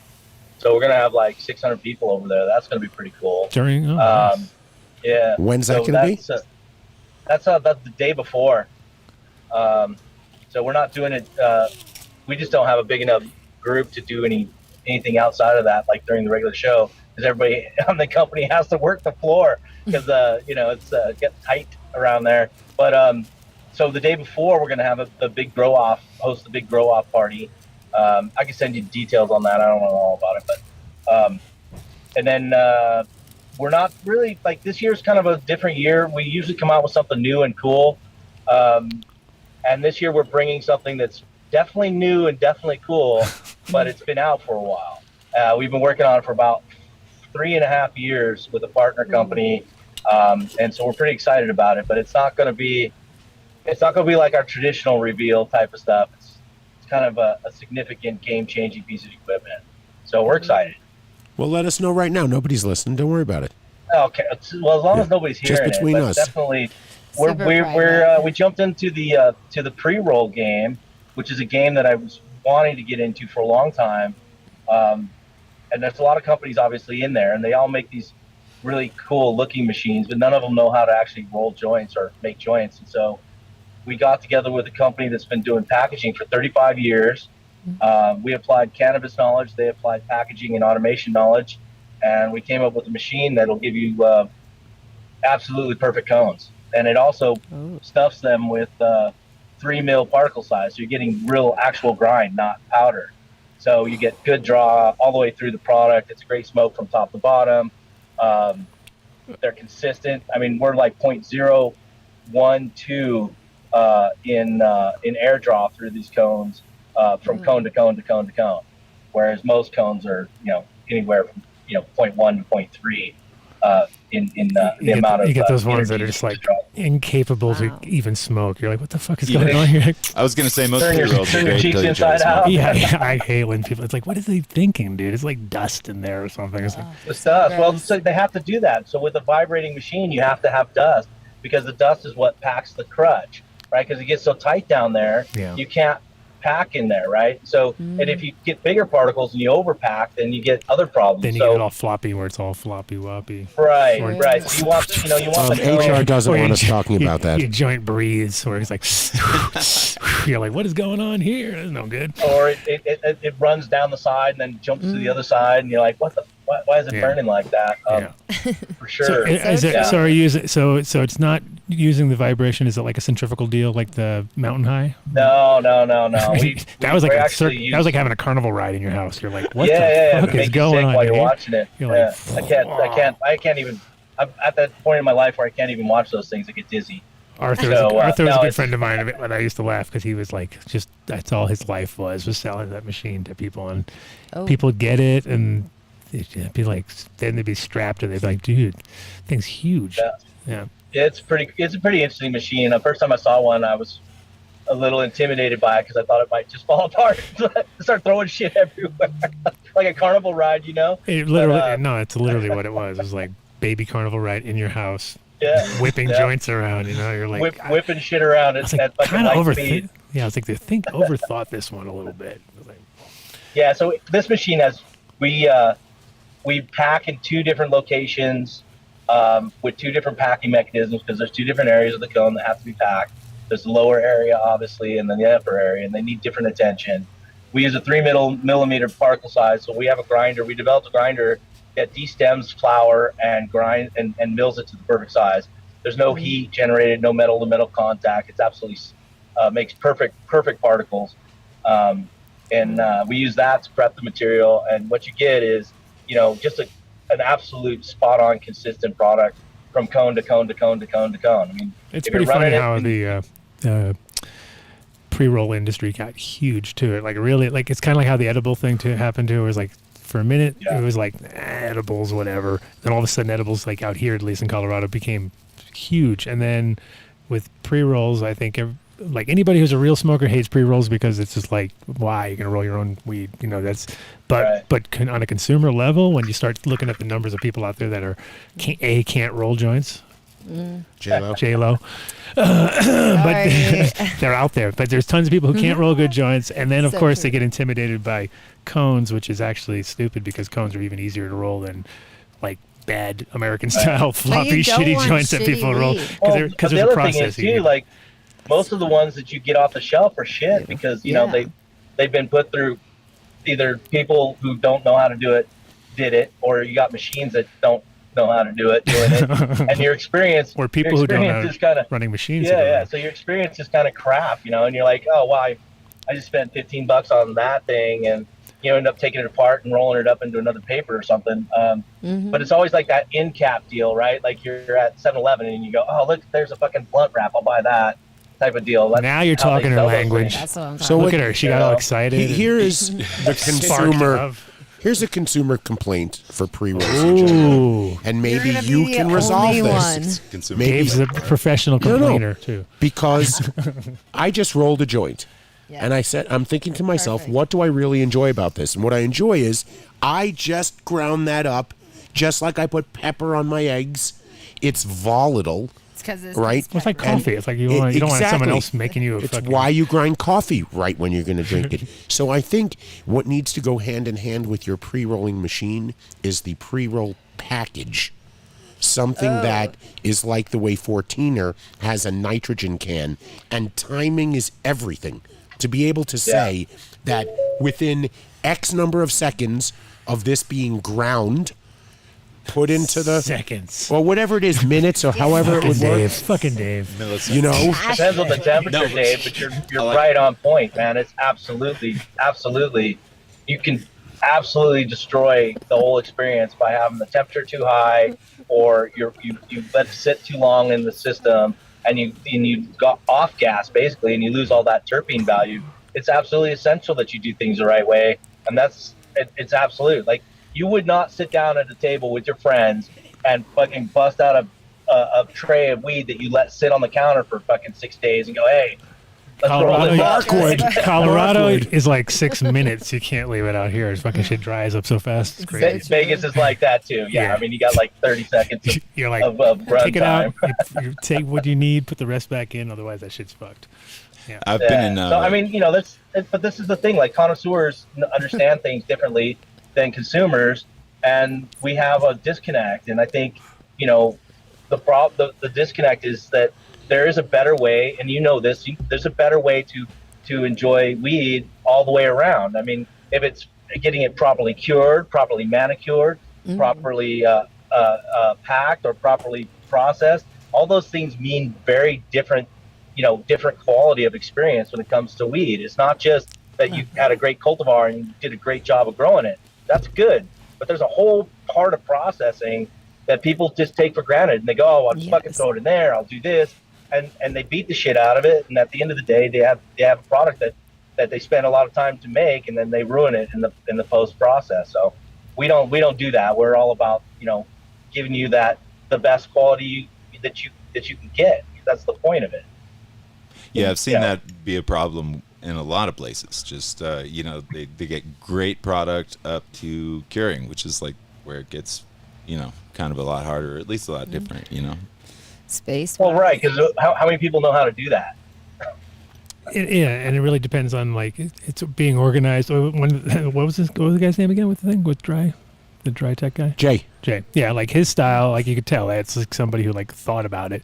And when we had him on the show, we were saying like, yeah, how many people put all their energy into the grow, but when it comes to the dry, they're sort of like, I'll just take a corner over here, or I'll take an old tent. And you're like, dude, what are you talking about? You like have a controlled fucking area to do this. You can't be like, oh, I'll just stick it in the corner. When I first got to Colorado, I was out slinging trim machines door to door, and these guys were taking me into their grows, and I was stunned by these grows, man. They had this mechanism for growing cannabis, and they were pulling down these plants every day, and they had this whole system, and it was like you know, massive productivity, and it was so cool. And I'm like, oh, where do you try it? And they're like, well, we didn't think about that before, so we just tried it on top of that room right there. I'm like, that's like 3 feet. Yeah, we have to crawl in there and hang our weed in there.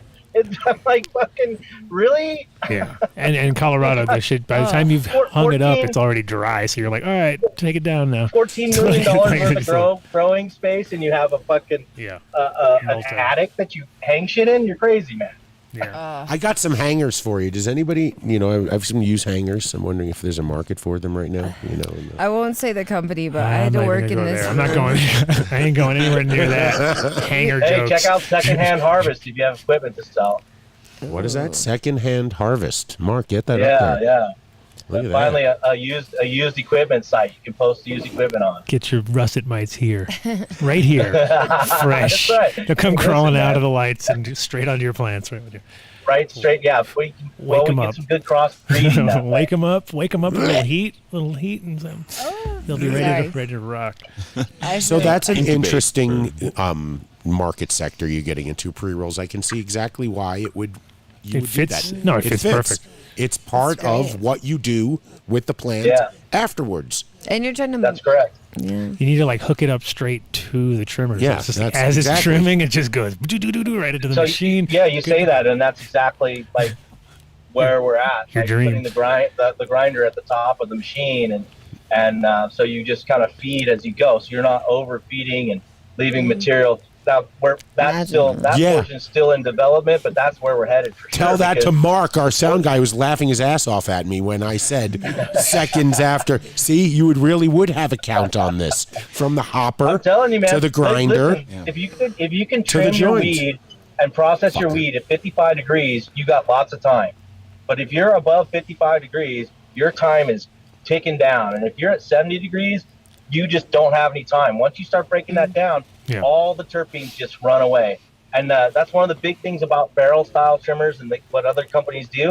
They just spin shit around. It's hot. It's just making all this fucking violence, and all your terpenes just go float out the window. Stop the violence. Stop the violence. It is violence, man. Yeah. Well, I mean, no, really. That was such a good description. You should co-opt hashtag stop the violence and bring it to shitty trimmers. You know, it should be like. I call them barrel bandits. That's my new term for them. Friends don't let friends use shitty trimmers. Oh my God, we will market the shit out of it. We will take it to plants. places. Thank you for saying that, J-Lo, because before, we're not cutting them off right now, but, it's time to renew that sponsorship of the show. So that must be why I'm here. No. It was just it was really just to get the 215 DT shipped to now that we have a location now. No, it was just was to catch up, man. We came man. up with something new, too. I got to get that to you. I have a sick one that has pot leaves all over it. It's fucking really We'll take cool. it. Yeah, you'll get it. I'll send it to you. But we came up with a bucket trimmer too for your home growers. Because, Tell us about that. Oh yeah. It's just a bucket, dude. It's a bucket with one of our trimmers built in it, but it doesn't have a motor. You use a drill, so you just connect your little Makita or whatever to That's it. funny. I like that. It's fucking MacGyver. MacGyver. It's so simple. Well, Yeah. you know what's funny is I was Yeah. saying, Super like, cool. I was looking back on my photos, and I think it was in 2016. I got one of your trimmers from a friend, and I was using it, and I was like, "What? I wonder what the fuck's going on inside this thing?" So I open it up, and I look, and I go, "Wah wah wah! It's just a fucking little." That's it. It was like so simple. I was like, "Well," and I even took a photo of it, and I was like, "Well, it doesn't."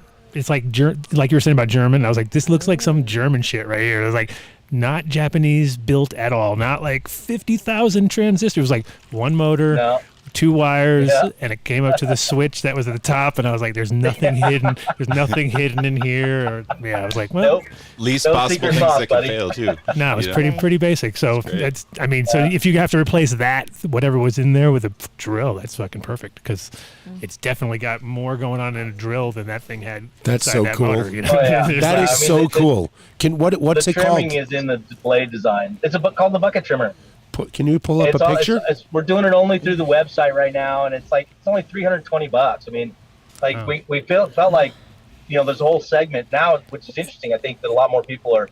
When really you say pushing bucket, back is it a and plastic growing bucket their own. or is it a 5-gallon Homer? Yeah, bucket. it's like a Home Depot bucket. It comes Okay. in a 5-gallon bucket. You should make It has a high-end version and do a stainless bucket that fits on it that looks dope. With Adam's picture on it. No, just make like a high-end version, like the baller one for $500. I make a lot of high-end version ones. That's about like the Mini M. That's a good trimmer. a That's mini $5,000 mini trimmer. baller. Damn. No, I like it. That's a That's great. We make high-end ones too. Where It's on also the like site a- can I find It it? is It's like a great. Homer. No, It's like guys. it's like the vacuum attachment that you get for the bucket, which The bucket head. bucket head, which I always thought was fucking genius. It's I was the like, Flowbee of trimmers. It is. Hey, Cullen, No, there already where was Flowbee. where on the website Mark is having trouble Whatever, dude, finding? I found it. He If found you go to it. product, Telly you found found it. Oh You yeah, should all right. start Sorry, paying- man. But get him on the You You need a payroll. job, Telly? Know how to use Get the on web. the payroll, dude. Nice. I like it. Yeah, I'll take And a then you job. just attach the drill You're right hired. there. Yeah, there's a little. You don't really there's get a paid, little but, post that comes you know. out of it. Yeah. You get some free weed, Can I free smoke weed some and grab of of Minnie's hash while apothecary. he's gone? Oh yeah. Or Oh, you can yes, smoke some it's of mine, whatever you expected. wanted to, either. Yeah. That's awesome. The harvest. If I had better vision, You I'd see be the able to top read of that thing? Yeah. The top of that thing is a bucker too. So you take, if you don't put the trimming contraption in the top, you can use the top as a bucker, and you can pre-buck with that. So those little holes. That's awesome. You So you kind of use pull it as a backwards, Bucker yeah. stripper. Yeah. Yeah. I mean, we're trying I like it. to That's help our awesome. brothers out there. It's And sisters. beautiful. Oh. What's a bucker? Oh, shut the hell Oh, up. see now, Mark is Did you Buck see your it in plants, Dave's face? Buck your weed. Buck the piece. Take off the buds. So it's like bucking. Like, Oh, I didn't know that was the Oh, my word for God. you that. buck it off. Yeah. Yeah, that's great. That's classic. Some Okay, we have to whatever, dude. educate these kids. you put the stem in it. They clearly have never. Everybody should spend some time. He only has in the 10 grow jobs, so room. like he doesn't have enough. Bucking is not one of those jobs. Yeah. Tom. Never Bucking is Yeah, not one of no. those jobs, but Actually, maybe now. Why don't you come over Yeah, to my house? I was about to say. Because it's you're about right. time. We're It's about that time. Yes, I about- figured. I'm sure I could fucking point you in the right direction. Get you plenty of training. Oh my Mother goodness. bucking. So I take it from what you said earlier, you're gonna go, full hard on. No, that didn't sound. hard on, full hard on. Thank you. You're gonna go full on for MJ BizCon, like your I mean, we're booth not and really everything. spending. We don't know what's going to happen. He we said we got no. a kind He of said a he's small not booth doing this it. Oh, year. okay. No, but he said everybody had to work those next few days. That's why I was doing it the day before. Well, we listen. We had to. we're down. We're like cannabis industry's down 80 points. We're down. They're down to buckets, dude. They're down. They're reduced to buckets. They have reduced the entire company to buckets now. It's like, fuck it. That's what's going on. Fuck it, man. we're doing buckets. No, but that's as long as the lights are on, we're good. So maybe we established that done deal for everybody who watches the show for Green Bros, because some of your products are, commercial products are high end, are expensive. Yeah. So we had it at 5%, wondering if maybe for this $320 bucket, I can power to the people, see if we can get a promo code and see how many we can get sold for. Yeah. I should have been more prepared. We can definitely, we can just now you got to make me work. God dang it. I'm we can trying. Definitely do that. We can definitely do a 10% easy on that. For your guys, we have a way to hook it up, but I gotta call my marketing person to get a code, but it would be done. Done deal. It would be done deal. Our number 2 fan, Rosendogs, who is heavily involved in the legal New York market, actually, after watching the show, went and purchased a Green Bros 215 DT trimmer, and he's using them at his grow. Now I need to rent it. I think he's even getting more for the shop. Oh, it's a great machine. Did he get a Model M Lite, or did he get a DT? Whatever it is, he's made it really dirty and disgusting right now. You wouldn't want to see it. That's all I can say. Because we know if he's had it for how long? Oh my God, it must be just like 4 months.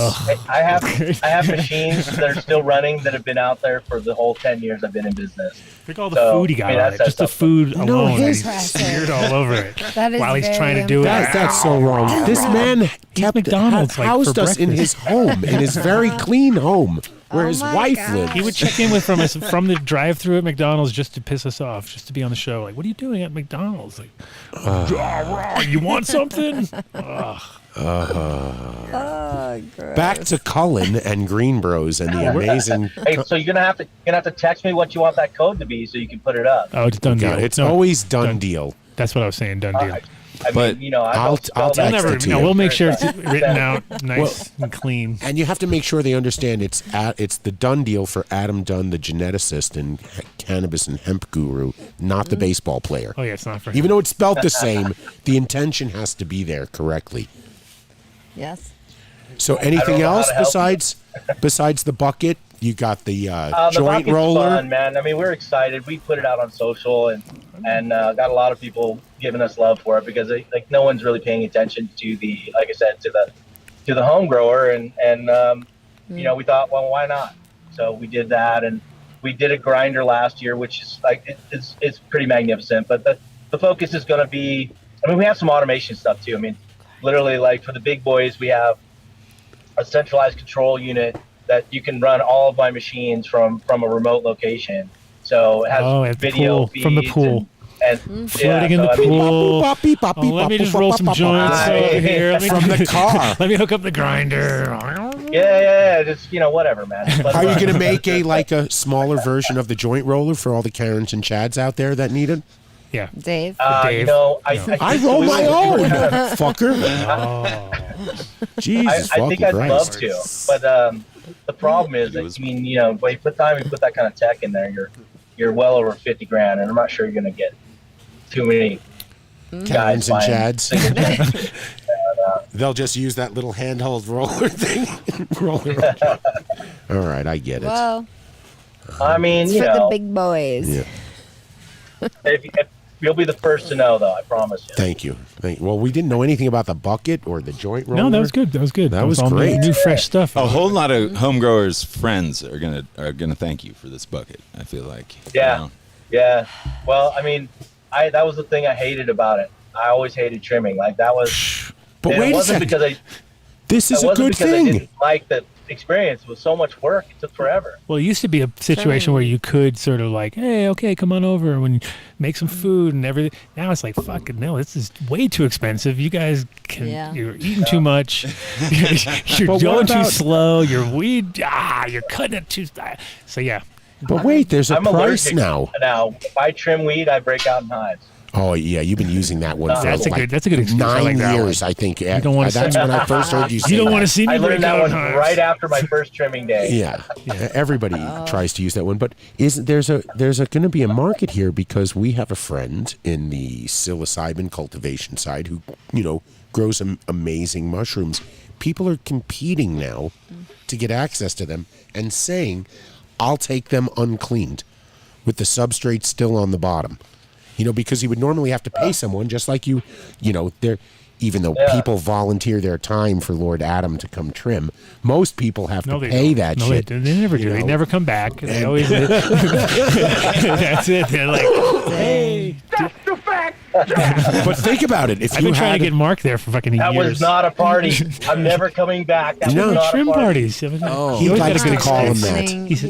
He says there's, yeah. But if you had a $320 bucket, which would be less $32 after you use the Dunn deal. Look at you, math wizard. Then you could you don't have to necessarily, if you had a buddy who was a grower and he didn't want to have to trim it, you just say, "I'll take it like it is, I'll bucket you, and I'll bucket and trim it." I used to do that when I first invented those machines. I had 2 of them, and my guy used to go up to Northern California and he'd bring down his truck full of unbucked, untrimmed weed, and I would trim it for him. And so I was running 2 trimmers like turntables and scratching up a mess in my garage and killing the game. I was making $100 a pound trimming his weed for him. This has been a minute, that's been a while back. Yeah, well, they're only worth $100 now. If you're lucky. Good days. Yeah, now that's right. It's not even worth $100. So you trim a pound, you get to keep 2. Yeah. For every pound you trim, you get to keep 2. That's a deal. And I get to feed you. Oh my God, what a fucking deal. It's like the break with these processors. You drop off 100 pounds, they keep 50 pounds, they process it themselves. I mean, it's just... What a right. No, I'm thankful they do it because otherwise we would have like you got one sitting right here. Don't get it. Don't blow his cover. That's his whole racket. He's not. His cover's blown because he's covered by Cullen on screen. Oh yeah, right now it's secret. No one can see. No one knows who I'm talking about. Yeah, his mic's not on either. Oh, I forgot. Yeah. No, his mic should be on. Say something into the microphone. It might be. It's it's off. We don't want you. We don't want you on the show. Yeah. Your mic's on. Mic's on now. Try it. Test. Oh, there we so go. much better with volume, with turn it back sound. off. Actually, all right, turn it off. Excellent. Hey, Cullen, do you do anything or have any interest in crypto or blockchain technology or anything like that? My only interest is that I fucked up and didn't get it a long time ago. Well, right now it's at the bottom of the fucking. It's dive 97%. Back at the bottom. So you want to get in now? Get in now. No, I've been hearing that. Well, next week we're gonna do a. Next week we're gonna have a crypto heavy show. So we're gonna have. We're going to be at a down to crypto listen. event next Friday. That's what you guys Is that are right? saying? You will too. So just. You are part of the show there, You're gonna be J-Lo. there. Don't worry. All right. Yeah. Well, so we're gonna be So I surrounded. was all about this Ethereum merge or whatever. Was that what just happened? Nothing. I think my shit went up by we like 10 don't know cents or something. I was like, anything. wow, I got like $4 extra. I'm killing it. I'm killing it. But we are going to be at rarebloom.io at the Gaylord Hotel. Just emphasize that once more time. At the Gaylord Yeah. Hotel. Friday and Saturday. It'll be So juvenile, Adam. good. I know. That's my job. That is my Is that job. great? And if you're interested, you can go to their website and get a registration, enter Yeah. Dunn deal. You'll Fly get, over here. Get a discount. We'll see you next week. No, if you were in town, we'd get you a badge. We'd get you a badge. Mike Denver, we're talking to you.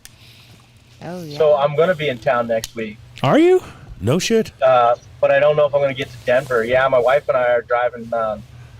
We haven't decided if we're taking the motorcycle because I heard that there's going to be rain, and I don't like riding in the rain. So we're taking a week to go drive through the Rockies and see the color change because she's never actually seen the aspens change. So we're getting ready to leave actually tomorrow. Oh, so shit. I would actually be in Denver, but not for Friday.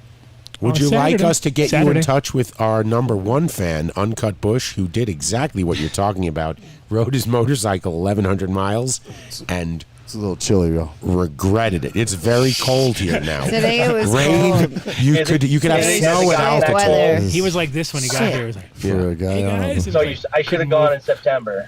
Yeah. That On a bike. Yeah. Well, we got backup plan. I have the truck, so we'll probably just. We're tow gonna the go bike, down through tow the bike, Durango leave and- the bike at the bottom of the hill. Tow the bike. And And then when you get here, get on the bike for a little bit, and then go. Oh, it's fucking cold, honey. And then you get back on the, Cold, I don't And then think- get back, back in on the truck. trailer. The first time I went on a trip with her, I went up to Reno. We went all the way up to Coast California, and then came up in the backside of Reno and got to Reno. And I took her to the airport. She was flying back to Vegas, and I had to take the bike back to San Diego. And it was like 40 fucking degrees. I thought I was gonna die. It was so fucking cold. I made it to a gas station, and I was freezing. I looked like a popsicle. And the guy goes, "Oh, you got about 20 more miles. You're gonna be fine." Oh yeah, right. 20 more miles? Dude, That's a that was rough. fuck ton. That's so That's a lot of miles. On a So bike far. when you're already miserable? Like, It was miserable. Did Lance ever tell you of the idea we came up with for the 100-pound Which one? the 100-pound Green Bros demonstration, which was to take 100 pounds of flour right out of the harvest and show how, when put into one of your Green Bros machines, the processing would work. How much, grade A flour came out that you were going to sell as, smokable flour. What went to pre-rolls? How did it all? What went to processing to hash or to different concentrate, and to just be able to show that economics so people could see truly in a day and age where you can go to Denver and spend $67 in an ounce, how important it is to understand those economics. Well, I'm glad you bring that up, because to be honest with you, what people don't understand, and what we've been collecting data on, is these barrel type style trimmers are eating 20% to 40% more than what we do. So for every 100 pounds we trim, if you have 20 pounds of leaf, we're giving you right at 80 pounds of flour, and these barrel trimmers are giving you 60, 50, 40, and people don't even understand how much they're losing out of these machines. They just fucking destroy the bud. It just eats them down. I mean, I know a lot of people who could use a couple extra pounds out of their harvest, right? Like, if I could say, hey, I can give you an extra 20% on your yield by switching machines, that might be worth it. But people get attached to these other kind of deals, and they get like, oh no, it works fine.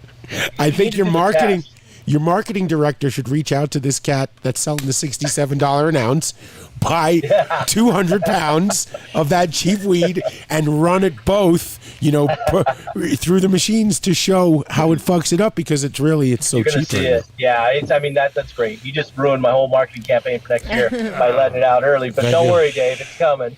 I try. Yeah, I try. I think I'm gonna have to hire you now. That's what's gonna happen. Oh, please, that's really man. exciting. All of it. I'll send my resume over right after the show. What? Yeah, Wait, we're not. It's just us talking right now. Dave. So what else? Anything? I guess I'm asking a dumb question now. If you have in the works something much bigger for when that next iteration comes, and somebody says, I need a machine that can process a ton in an hour. Yeah. So that's what I was kind of alluding to with the management station. So I can literally stack as many machines as you need to trim as much as you want next to each other, and run them all through whatever process you want next. I have an automatic trimmer that you fill one in and you press the button, it runs your recipe, and it continuously outputs the same quality, same trim, everything product from beginning to end. It'll load itself consistently every time and unload itself. So that's how we trim party. You put your weed in the back and you walk away, and you come back and you got a bunch of trimmed weed. So we're always thinking like that. That's how we think about the future of cannabis, and especially on production scale, So we have connected them all together, and we're putting together some load cells and some data collection points, so you can actually see in real time what you're getting for your value point out of different processes, right? Because most people are missing a lot, and they don't even understand it. Oh man, that's old school, that video. That's one of my favorite. Marco did that. You It's remember on your Marco, website.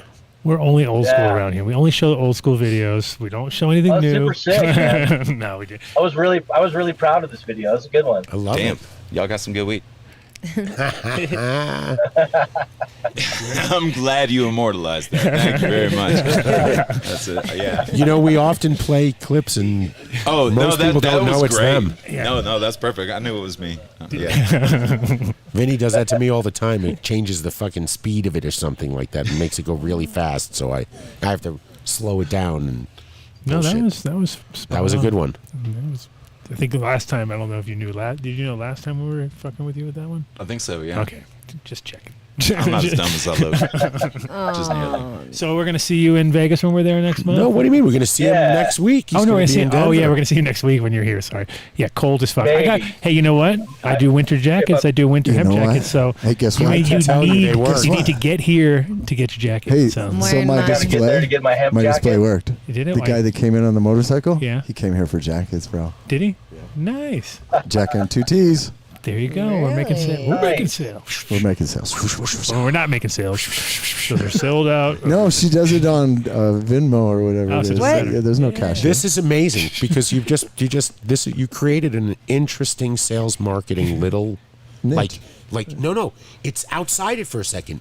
You have Cullen, who lives in Las Vegas, who has absolutely no fucking need for a parka. Yeah, you do, bro. Except I've lived in Vegas, when he bro. comes to Colorado on his No, motorcycle. no, You'll need you're it. gonna- Yeah, Yeah. I got to tell you, I there's a lived in couple of Vegas. weeks in the middle that I could use a fucking parka. Oh yeah, when it's 70 degrees, No, right? it gets 65. cold. Desert cold. It is He's not in cold. San Diego. He's not in when San it's Diego. usually like He's not in San 100, He's in man. Vegas. 65 is cold. Yeah, it gets cold. He was It's cold. 65.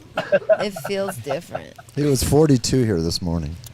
Yeah, it's good. Oh, Yeah, my it was goodness. cold. Well, we are looking forward so to if we hopefully will see you next weekend, but if not, in Vegas I'll be because here. Come by. Yeah, you'll see me in Vegas for sure. But I definitely got to check out. You got to send me a link so I can check out this parka jam because that sounds We will. like something I need to We'll be check here. out. We got you. yeah, we're not even going to send you to the website. We want to make you buy it. Yeah, Oh, you yeah, have to we come wanna check here. it out. yeah, It's like a warm hug. Yes. Yes, for sure. yeah. Look for Nice. the big red building that looks like it Shout might out have to been Freestyle. Taco Loco or Defunct Taco Coffee Shop or Loco? something. I don't know. It looks Really? at a drive-through. That's Yeah. what you got to say first. What are you talking about? This it guy, looks this like guy and his lame description. There's a church, okay? That's what's this was closest. a church. This was There's- it It's a was, church. No, It's I was across the street saying from what a the church. building looked like before it became this amazing studio. Oh yeah, before Taco it was, Loco's no, a it was terrible going to fucking be. example. It has a Amore- drive-through. It was going to be an Amore pizza. Yeah, Yeah. much Top that. better example. Top that. That's fucked, See? man. That's How- fucked I up. have fucked not- up is I've that? not been That's to fucked up. Colorado in a We long stopped it time. No, from no. becoming a bad Amore pizza. Yeah. Amore Pizza is the pizza place that I basically grew up at. I would never eat pizza here. But He they- roller there's- skated there as a boy. He roller skated. Sorry. Mark's on fire tonight. Smart mouth over here. He's on fire. Anyway, we're boring Cullen. He's like, how do I get off this? He's like, fucking my show?" wife's coming any second. All right, here she comes. Cullen has a No, podcast too. there's actually action happening in the parking lot, man. I don't Oh know yeah, you what's got. going on. You're gonna Where be you man go? on the street. Man on the street. What's going on? Tell us. Man Turn on the the camera street. He's not in around. Florida. If he was in Florida, it would be really good because you know the shit would get crazy. Nah, but no. it's not as exciting as it looks. It's all good. Oh, It's Vegas over could. now. Vegas could have some weirdness. Yeah.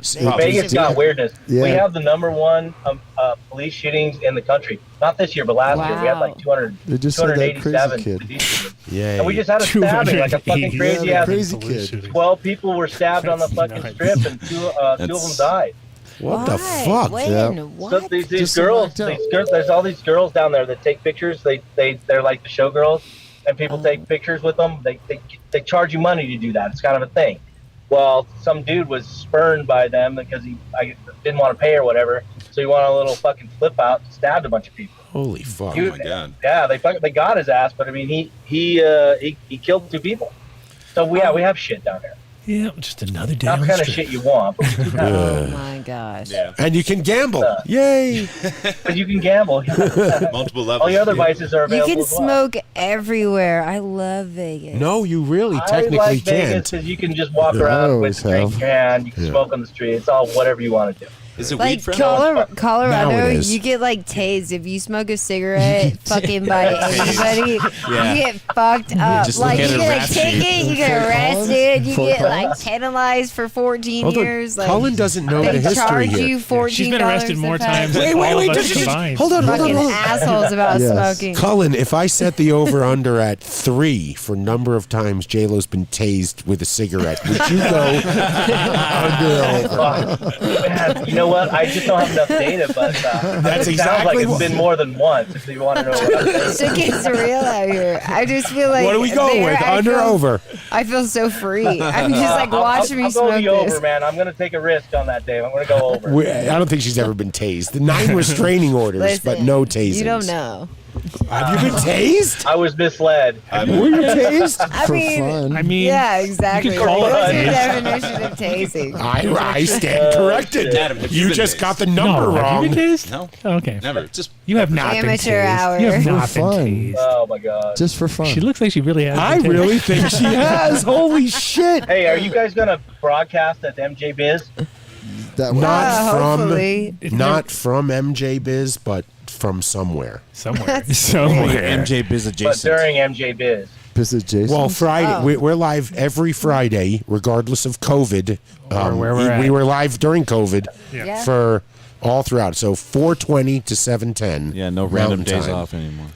Yeah. No editing allowed. Cullen, Yeah. you're a He's business back, owner. man. Can we It's ask all you a 'cause question? He asked me to fill in one. You As can. a business owner, would you take shit like that from your employees, even if they weren't really monetarily remunerated? It's the longest internship You know, that you've it's- ever seen. It's a tough one, man. It all comes down to you really like them. Yeah, Everybody we do. here is awful. We kind of do. Because But if you really like them, you'll put up with a lot of shit, man. That's how it is. did you have to say that with him hearing it, though? Earshot. Yeah. I'm in earshot. Now he knows. I'm here. Turn off your headphones for a second and then tell me how you there's really feel. There are definitely moments when you gotta, let some gentle correction, Dave.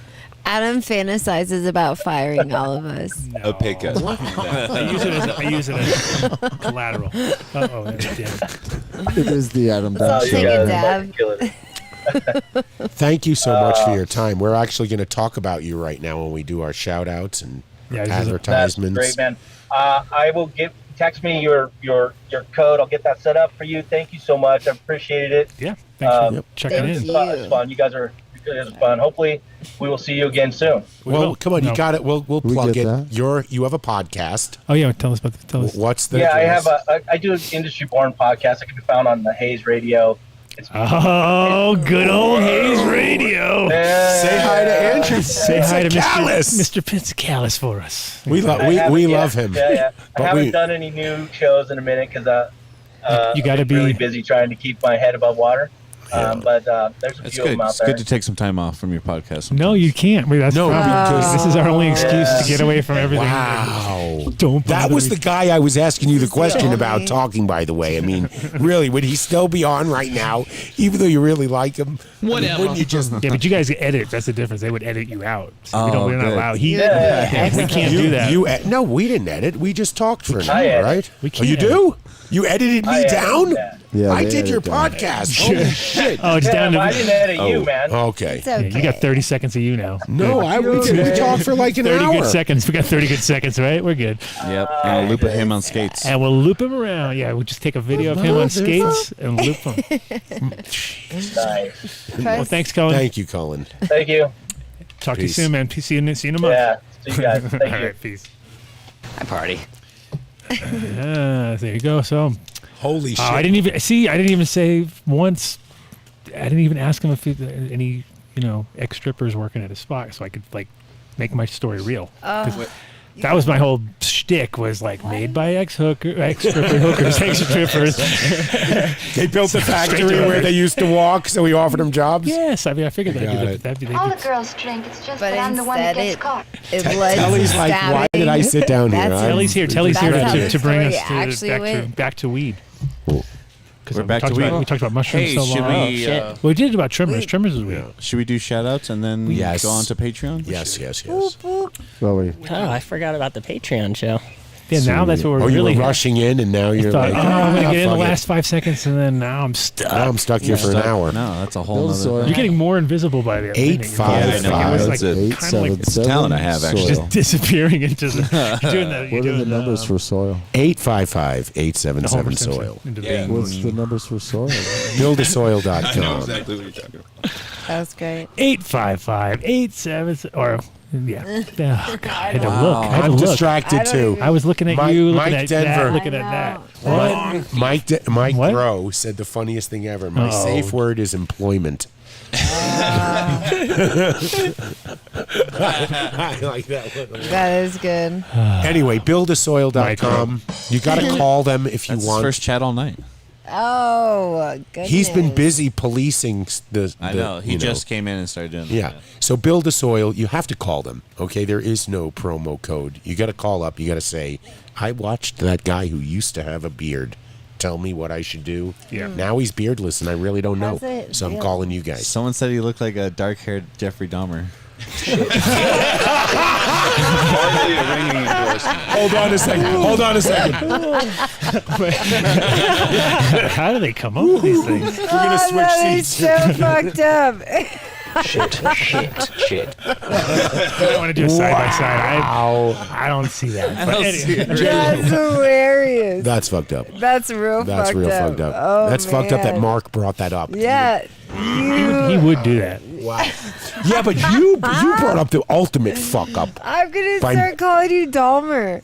Making Vinny smoke again is what you did. Oh, you're really no, I going to make cry Vinny about smoke. this? I didn't do My- I that. don't even have My cigarettes. fault. Don't blame me. You know Build who a- doesn't make you smoke? Buildasoil.com. Whoa, Bringing it back MTI, bring it back, bring it back. This is why you keep them employed. Yeah, that's right. greenfarmsmed.com in Colorado Springs or Platte Valley Dispensary right across from the aquarium. You can get HR's in the house. oh, We need that. she's gonna have a cookie with numnuts, a bagel. Wow, look at that. Careful with the knife there. That's 9 out of 10 people will cut themselves slicing a bagel. Bagels are the Don't number one jinx it. injury in the restaurant industry. Really? So At the E-room. yeah, here's what you can Because they do. use badass knives. Here's what you can do. No, it's because That's like a grimly proud New York fact, right? You know? Hey, Dave, what can we do? Number Yeah, one. Dave, let's Look go at my back to you, finger. Dave. Why don't you head over to Platte Valley Dispensary and go to the med side? Tell you what the done deal. You're going to get an You should be ounce going there and getting all your $9,000 deals. right? Right. Yeah, why don't you go to Platte Valley What the Dispensary? fuck am I doing? I know. Get You'll some get an organic ounce grown. of organic flour for $150. $150. He's got 3 strains on I the shelf should right be. now. Organic. But if you're not a medical patient, you can go to the rec side go. and you can get 8 grams of Apothecary extracts, purple Where punch. is our apothecary? It's right here, and sitting right here. You've been smoking it all night. See, Whatever. In front All of you. night. All night. You can get Smoked it. I 8 already smoked grams mine. for $80 out the door. That is the best deal I have heard of in The a long rents time. was fire. Since Vinny found that like $8 gram that one time, but was 12 with tax. You know, this is $10 a gram for 8 grams. Out the door. Out the door. Out Kicking you out the door. They're kicking you They- down the stairs. Yeah. No, they're not going to. You got to head over Don't there. want to kick people downstairs. Not good. All right. If you're right. also if you're not a medical member, you can go to Ozo Coffee. But if you get So kicked down the stairs, Justin just came back from Peru, Oh, so we should expect. Oh, you had it. to Are you going have- to see him to? Did you see him today, or did you see him? I saw him tomorrow? this morning. Oh, cool. Yeah, I brought you coffee. You were sitting on I it. see You it, brought him coffee? but you didn't tell I me. brought 3 things of. You don't drink it. How do you know if I do or don't drink coffee? we know. Because We you know. could be You more just go to Because Starbucks. it's sparkier. making coffee, grinding it, There you go. pouring You it guys are over, taking assholes. the time. But You it's guys true, are assholes. right? Hey, It's fine. Let's talk about Ozo. Ozocoffee.com is one of our best done deals, 20% off. They form just long-term relationships with their coffee farmers, and they have the beans shipped here green, and they roast it on a 1959 roaster. It's amazing, amazing coffee. As they ride around on unicycles, adjusting their mustache with mustache wax. Their new logo is amazing. In Boulder, of course. I mean, this is Boulder we're talking about. Sounds like While their wives do yoga. in the Those corner. bikes with the I big would wheel and the suspect little wheel. nothing different. Ozocoffee.com. And Kale runs around and plays with his friends. Give me that patchouli. Green Bros. Oh, we already did Green All right, Bros. good. This is Apothecary delicious. Farms. So, this runts. This is what we started smoking. Yeah. Yeah, we smoked all Doesn't that. the extract smell like your flower? Does it? I hope. That'd be good. I mean, Oh, that was makes that was sense. something. Well, it tastes like your flower. This? Yeah, So I that was got a really big good. old bucket of that. If you're into It says concentrates, go run, to Colorado and Oklahoma's this Concentrate Focus Dispensary, Apothecary Farms. They have 3 locations here in Colorado, Pueblo, Colorado Springs, and Yeah, Denver. it tastes And then like we got Oklahoma. I think They got 5 Dave locations stole there. it. You can get some ambrosia, which is some diamonds of sauce. They got the solventless hash oil, and also they also just started ambrosia vessel, which is vessel. Fucked It's up. a disposable vape cartridge, basically, and it's made out of hemp plastic. 1 gram. Plastic? Yeah, Plastic. hemp plastic. It's It's made disposable. Big brain on hemp plastic. And actually, they have a version that has solventless hash oil in it too. So head out to Apothecary Farms, get the Dunn deal, $25 a gram, and an infused joint. I'm just saying you brought it upon yourself. He was fine until you made him all spicy by comparing him to Jeffrey Dahmer. Oh, yeah. You know I'm going to get spicy Oh, now. God, that's such a good one. It's pretty good. Never look at me the same. Okay, how about we go to Numbnuts? Numbnutsco.com. Delicious. Great. Numbnutsco.com. Enter Dunn deal at checkout. You get, I think it's 15% off your peanut butter. Might be 20. CC just slaps him on a bagel. Yep. So Nice. it's CBD peanut butter can be shipped anywhere in the country, even to Hawaii. He can ship it to Canada as well. But the THC, 1,000 milligram medicated peanut butter, got to be a medical patient. You can find it at a ton of medical dispensaries here in Colorado. Look around. Amazing product. Numbnutsco.com. God. How did I not I was tempted to put a little bit of that into my mousetrap thing because I got a live one, you know, live mousetrap. Yeah. So check out what we have Just to from see if he 14 would be or like 20. crashed out in the morning, like need instead of being this. all running around like Cakes and pies. Drago. Drago? This shit That's the rosin from 14. Oh, nice. Drago. Yeah, that one, the giggles I got last week was good. You were giggling around. This is my favorite. It's This is my sweet. jam lately. So head over to cakes and 14. pies this week. We got one of those Cakes too. and pies is my favorite lately. That's what I've heard, but I have not. Head over to 14er. Tell wish him you you watch the show. could- Tell him you watch the show. You walk out with a bunch of papers, lighters. They have coffee mugs, whatnot. They What if you make. tell him you were on That's the show? why people go there is to get their coffee All right, mugs. I don't know. For all No I one's paying know, attention anymore. No one cares. This is why I go. This is why I go. maybe Yeah, you just talk your to way see- into a discount. Actually, they have just recently, 2 weeks now, you can actually walk in and shop. It's true. It's nice. Yeah, it's not only Actually pre-order walk anymore. in. Well, because they were pre-order only crazy. during COVID. I Forever. know. Okay, so totally It's open. been a long time like that. We're like that. The truth is on the shelf right now. The So truth If you just is on wanted the to shelf. try a strain, That even makes sense. if you wanted to try a strain that is their flagship strain. That is what, when I walked in Dollar 2010, that was the strain. It's true. Try the truth. Do you feel? You can try the Dahmer deal too. We don't know if that'll work. That will not Dahmer got work. it done, bro. Oh my God! That is so bad. It's too soon. Got it Too done. soon. Holy cow! Yeah, right. You know who else gets it done is Fish Head Farms. Fish shit. Now we're going to have to set a line on whether or not Adam comes in with, blonde hair next week. Yeah. Funny. And the Or- big 80s wait. glasses. Go to fishheadfarms.com or at He has like fish real on. straight hair though. Yeah. Used to be our biggest Dunn deal. It's 25% off if you're under Dunn deal at checkout. So- I had some shipped to one of the employees at Not 14. to Cheddar Bob. That's Shout Definitely out not to- Cheddar Bob. It wasn't Cheddar Bob, right? Definitely not. Obviously No, not. definitely No, not. Definitely not him. No, I told him I'd have him a signed copy of Danko's book sent to him. And that's And that never happened. Wow. Did that ever happen? No. Today, He's I like- just said that to him. He he's said, like- I don't want it. I don't want Danko's autograph. That's what he said. Yeah. That was his words. Come on, Cheddar Which is Bob. a bummer, dude. 25% off. You don't even know. You think now you don't want it. definitely. Amazing When he's product. the old guy in the room. you're Prolific. Like, I got one of his I books. got the originally stories. signed. Fishheadfarms.com. Fishheadfarms.com. Get some fish shit. God damn it. Boom. Boom. We almost Bada bang, bada boom. Terp wipes. We have a case arriving tomorrow. Go to terpwipes.com/done deal. No promo code. The invisible guy's going to show you. Terpwipes.com/done deal. Hey, hold it in front of you. Get a subscription. Oh, yeah. Okay. Oh, look. It's floating. It's floating. Well, that sounds like a hot item. All right. Cultured biologics. Oh, shit. Oh, there's the hot item. Cultured biologics, carbon-based nutrients coming out of right here in Colorado. Taking it from actually all the weed we're smoking today was grown with nothing but cultured biologics. I can taste it. And no, you cannot taste it. That's the whole point. God damn it! You tasted weed. Sorry, I didn't mean to. I could taste its quality.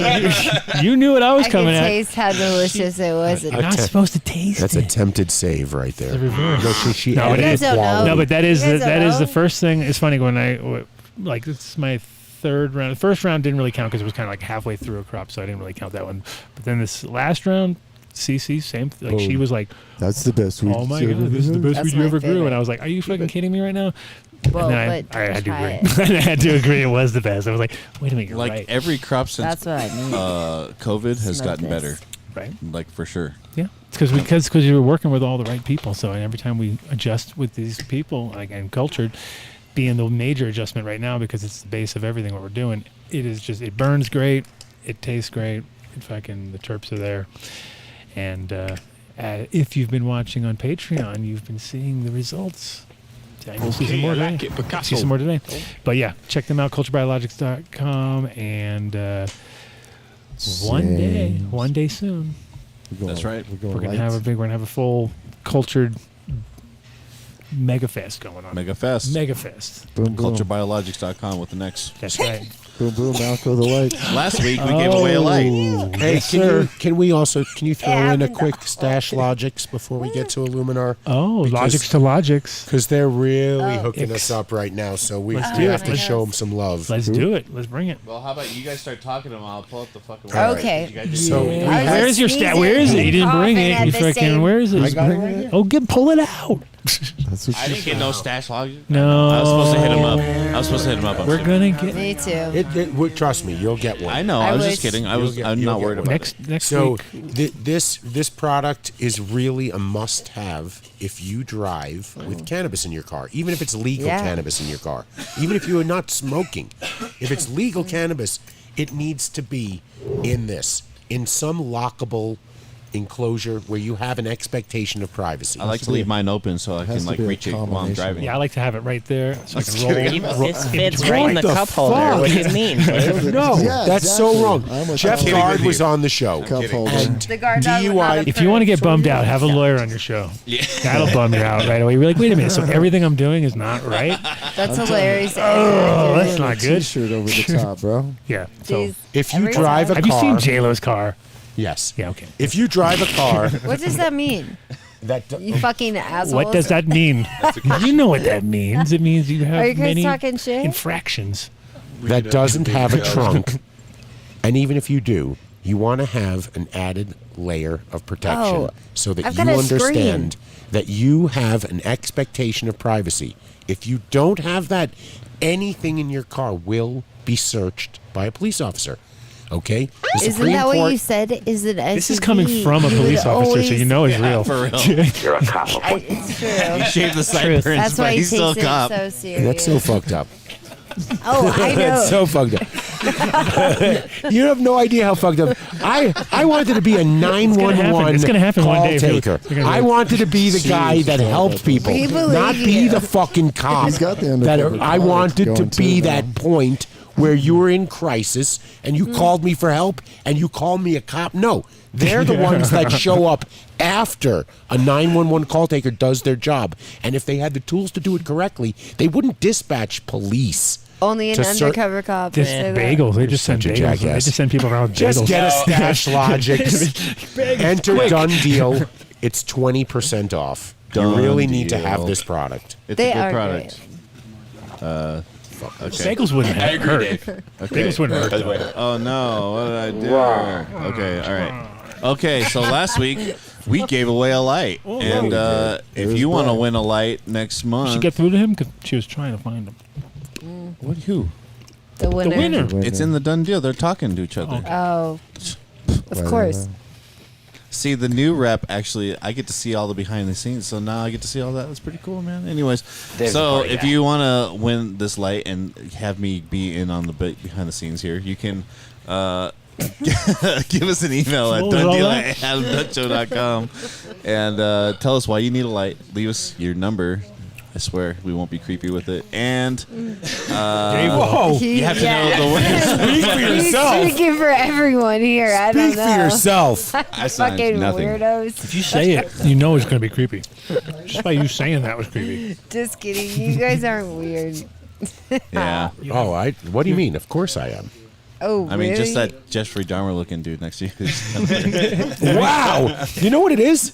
He's taking time off in a few weeks, right? Right. Like 2 weeks, right? That's what it is. He's got to deal with us for one more week, and then that's it. Hilarious. Yeah, and of course we're doing some remote where we're going to have to take all this crap. So. Holy fuck. Anyways, all right. You are such a all this curmudgeon. crap. Well, we started getting sloppy in this last. We're going to bring our little mini version, dude. We're not Okay, taking good. all this crap. I was just kidding. Jeez. I'm kidding. Come on. course. It's all a character. Luminarlighting.com. I love everything we Don't do. break character. Jesus, what are you doing? geez. Oh, yeah, that's right. Yeah. Yeah, you got to know the word of the month. There you go. Back to normal. Remember, the only way to get the 15% discount at Illuminar is to call Scott. You have to call him. There Give is. him a call. Nope. No, we got new news. New news. Oh no, No. Scott's gone. New news. No. That's for out Just public. keep it together, right? Outside doing Dude, Patreon. it wasn't. Let's just, Why would you be Let's saying just- that? What? let's just hit wow. luminarlighting.com and give us a light. Give us an email. Fuck it, man. Why would you say that? All I had to say was that. Seedsherenow.com. Next. Seedsherenow.com. I said Seeds this. here now. Seeds here. That's all I Seedsherenow.com. said. I did a little execution. Holy cow. Done deal. My kid even understands. You'll get that. 10% off. You'll get 10% off, and you can go to his vault. The vault Which is contains blowing up, right? I have to say. seeds. I'm not blowing up because you don't want to blow the vault up. Not Like someone didn't actually blow his vault up. Don't get like that. Look at the glow from the vault. Like, It I might have be to blowing up. clarify But it that. is blowing up. That's even more fucked up. with goodness. But he was saying there was some good shit in there. Like when This he could be says a it, you know snapshot in it's, time. it's real. Yeah. Dave, Sleepers. turn Okay. that frown upside down. Dave. Dave, what Dave, is it's not the last time you're going to put your foot in your mouth. Dude. Why Don't is worry. James being You put your foot. I didn't do shit. Let's all take a dab. Well, that's up for judge. That's up for the judge and jury to decide. We'll all watch the clip on We'll go back on. Patreon. We're gonna go back on the replay. Yeah, we'll watch it. I'm just gonna We'll keep do it during drinking. Patreon. No, now you Patreon gotta court. edit that out. Patreon Fucker. court. Oh, we Patreon don't court. edit. Fuck up the Let's take this chat. out with this. I'm going to go back to the rap. I want to hear the rap No again. editing. You gotta. Anyone No, there's want no to hear? editing. It's fine. Email. We're good. These are Have you read the email that I sent out? No. Oh, okay. It Let's take says us out. no editing at all whatsoever. There's no such Yeah, thing. we wish, God, for all of us. But in general, we never have to edit because we have all great people that we're working with, including James. James being man on the scene, Do we have anything? killing it with the Seeds Here Now crew. So then just Cowboy Cup Cowboy Cup. coming up What's that? soon. That's going to come up fast, so we have to stay on top of that. The Cowboy Cup? Oh yeah. You're getting Should I ready. dress like a cowgirl? What's the Cowboy Cup? Hello, Daisy Dukes. If you don't, we'd be very It's gonna disappointed. be fucking cold. You understand our brand, right? Adam and I have to be baked beyond anything. People have to look at us and go, how did you guys talk for that long, smoke that much? You have to show up in Daisy Dukes. That's all you have to do. Y'all told me before the first time. And then talk about Avid. Yes, Wow. thank you, MTI. all the weed there was, thank or you. people wouldn't believe the science I No, was that talking was wrong about. with me. You don't have to show up like Yeah, that. yeah, yeah, Just yeah. dress up like You a should- cowgirl. It's okay. Look at It's him at okay. his age. Like he's just stepping it. Oh, dude. MTI gave him the. You threw okay, me let's off my talk game about with that fucking With that Archive, Atlas. Seeds Here Now, SHN auctions. That's the seeds you want, Calculator. right? He takes 2 packs, he puts them aside. If nobody complains, that's how you get them GG. You got on that the auction site. rarebloom.io What do you mean? site. I Look was that up. reading Not yet, that. but I'll No. do that. Pull that up and we'll do that as our ender because that's next I week's got- show, so we can explain what we're doing, so people know what the fuck is happening. I got Ender. Wrap in. You got an ender? Well, no, wait, hold on. Rarebloom.io. That's where we're going to be next Friday. I know, and that's what I told him to pull up. There it is. Look at that. That's you the guys place. just started talking. It already happened. Talk about it. Oh shit! I didn't know that was me. He did not. Huh? What? No, I just noticed. You knew That's that little amazing. snip was you, and you didn't know that? Okay, next week we're doing something apparently. We're going to be here at the Rare Bloom. I wasn't event. asked about it, but we could just do it. Oh, don't even go there. So, are we doing it? Are we doing it? Yes, we are doing it. Do we We're get gonna have. rooms? It's not going to be just us. It's going to be. Welcome to Rare We're going Bloom. to be with our buddy Kyle and his NFTs project. We'll be sharing a booth space with us, and we're going to also have Pogo there with his NFT glass. Yes, NFT is still alive, people. I Do we know it's get rooms? 97% down, but it's okay. Fresh hemp? Fresh Hemp will be there with some winter gear, which would be perfect timing. We get rooms so we can go swimming. I'm gonna get a room so that we can go swimming. Yes, we're gonna have. We'll have a room there, a room just to go. Don't and, pee in the pool, Vinny. You know, There's that pool. Pool's already 90% pee. That's No, that pool is. disgusting. Don't you watch South it's pure Park? pee. It's all pee. I'm bringing my own H2O too. It's gonna be a super cool event, though. It is about 750 tickets have been sold already, so that's. There'll be 1,000 by the time it starts. Yeah. Look at all these people. Look at them all. Look at them all. If you had an They were interest- millionaires for 1 second. They were all billionaires for like 2 seconds, and now they're down Till to this 100 day. heirs. They're 100 heirs. There's at one of least them was a 100 heir in cartoon. there. You are one thinking of the those way logos. we think in that. Anybody who has made a substantial fortune in crypto was running an algorithm that tanked their position the moment it hit a threshold. So when it went by like 1.5% dip for more than a couple of seconds, Yeah, the cash it dividend. all just moved into a different currency that wasn't on that trend and protected them from that variant or Those volatility. fucking guys and their nerdiness. So don't think that they lost anything. It's only the people that bought one Bitcoin a while ago, then went to work and then forgot about it, just saw they lost $40,000. They saw it one went day. up and they saw it that came was sad. down, and now it ain't nothing. Nothing. No, but it'll be a cool show, and we're gonna be the unique weed people because that's our job. Cool, dude. We're the weed people. We're coming there as our little weed island. We're gonna have our little weed island. We have a 10 by 20. That's big space, man. Yeah, and we're gonna be basically they're gonna be like, so what do you do? And we're gonna basically let our NFT guy reel them in, so they'll be like, oh, I get it, and then they're gonna look at my tapes and go like, my brain just melted, and that's gonna be pretty much how it's gonna go. I already see it. We're NFT. going there on Friday and Saturday. They have an agenda. Friday and Saturday, Not a fucking we will be troll. there. Yeah. And when's our thing? Oh, look, Adam Dunn and guests. Oh, shit! Speakers. We're in there. What time is it? 2:30 p.m. We're talking. Just in time. on day one. Oh, good thing you looked Who that are you up, talking bro. to? It's good to know. It's good to know what because we would have never looked that up. You know, we would have been like on the second day. I'd be like, "So when am I speaking?" They'd have been like, "You were on the first day of the 2:30." Are you Yeah. are you remembering exactly what I told you, right? that You missed Friday? your speaking slot. I've missed so many speaking slots. Is that Friday? You got a PowerPoint ready, bro? 2:30. That's perfect. PowerPoint. Yeah, he's got his 2:30 PowerPoint, on he's got Friday? slides. No, we're doing a panel. Is that That's what why it says friends. Panel. Microbial Yes. panel? Are we Adam recording Dunn, that yes. panel? He's gonna Is sit that what's back. happening? 2:30? The guests Oh, are look, Mark wants to Pogo get out of We don't even have to talk. and the I don't NFT give a guy. fuck. And everybody that's at our booth is going to be on the I can panel. just run everything from I here. I'm going to be doing like the intro, the don't- outro, and the And how come on about- over and I'll be making fun of Dave pretty much is what my job. My job is to go. Dave, this is your first prostate exam. Nope. So if you're our Patreon listener, then you already Hang in know there. you know the game. 10 more minutes, we'll be back. See you soon. If not, we'll see you next Peace week. and love. And I'll be dressed up in shout cowgirl out- outfit. Shout out to all the guests. Shout out to Cullen. Shout out to obviously Telly. to Andrew, and to shout out to Duffy and Telly. Telly's now here. around. Telly. He's hanging out for Patreon. So if You're you're gonna let Hatch take us out? Oh, shit! Does he have We're to already work? doing it. He's already We already did the work. He did the recorded work. it. We put it to wax. Yeah, it's already ready. It's making money right now. Released on We're getting paid. SoundCloud already. Yeah, we already put on sound. He's a SoundCloud rapper now. We're producers. Put it He's wax. about to get an eye tattoo in the 10-minute to break. wax. That's the thing. Oh. By the time we're back from I got Patreon, wax. he's gonna have half his face tattooed. Yeah. Yeah, I I will. Does he have On to other get an people. eye I'm not tattoo? going to actually get my own face tattooed, That's a but wrap. I'm going to have other people. And that's a real rap. Okay. All right, Bye. peace out, guys. See you next week. Practically every one of the top 40 records being played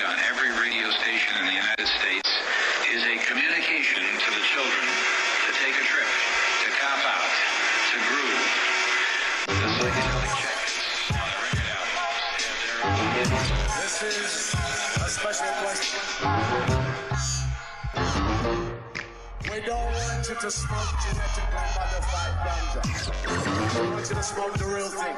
Me? We want you to smoke the natural herb. Sweet. Some call it marijuana. Sweet. Some call it sensimilla. Sweet. Some call it lamb's bread. The tea. And some people call it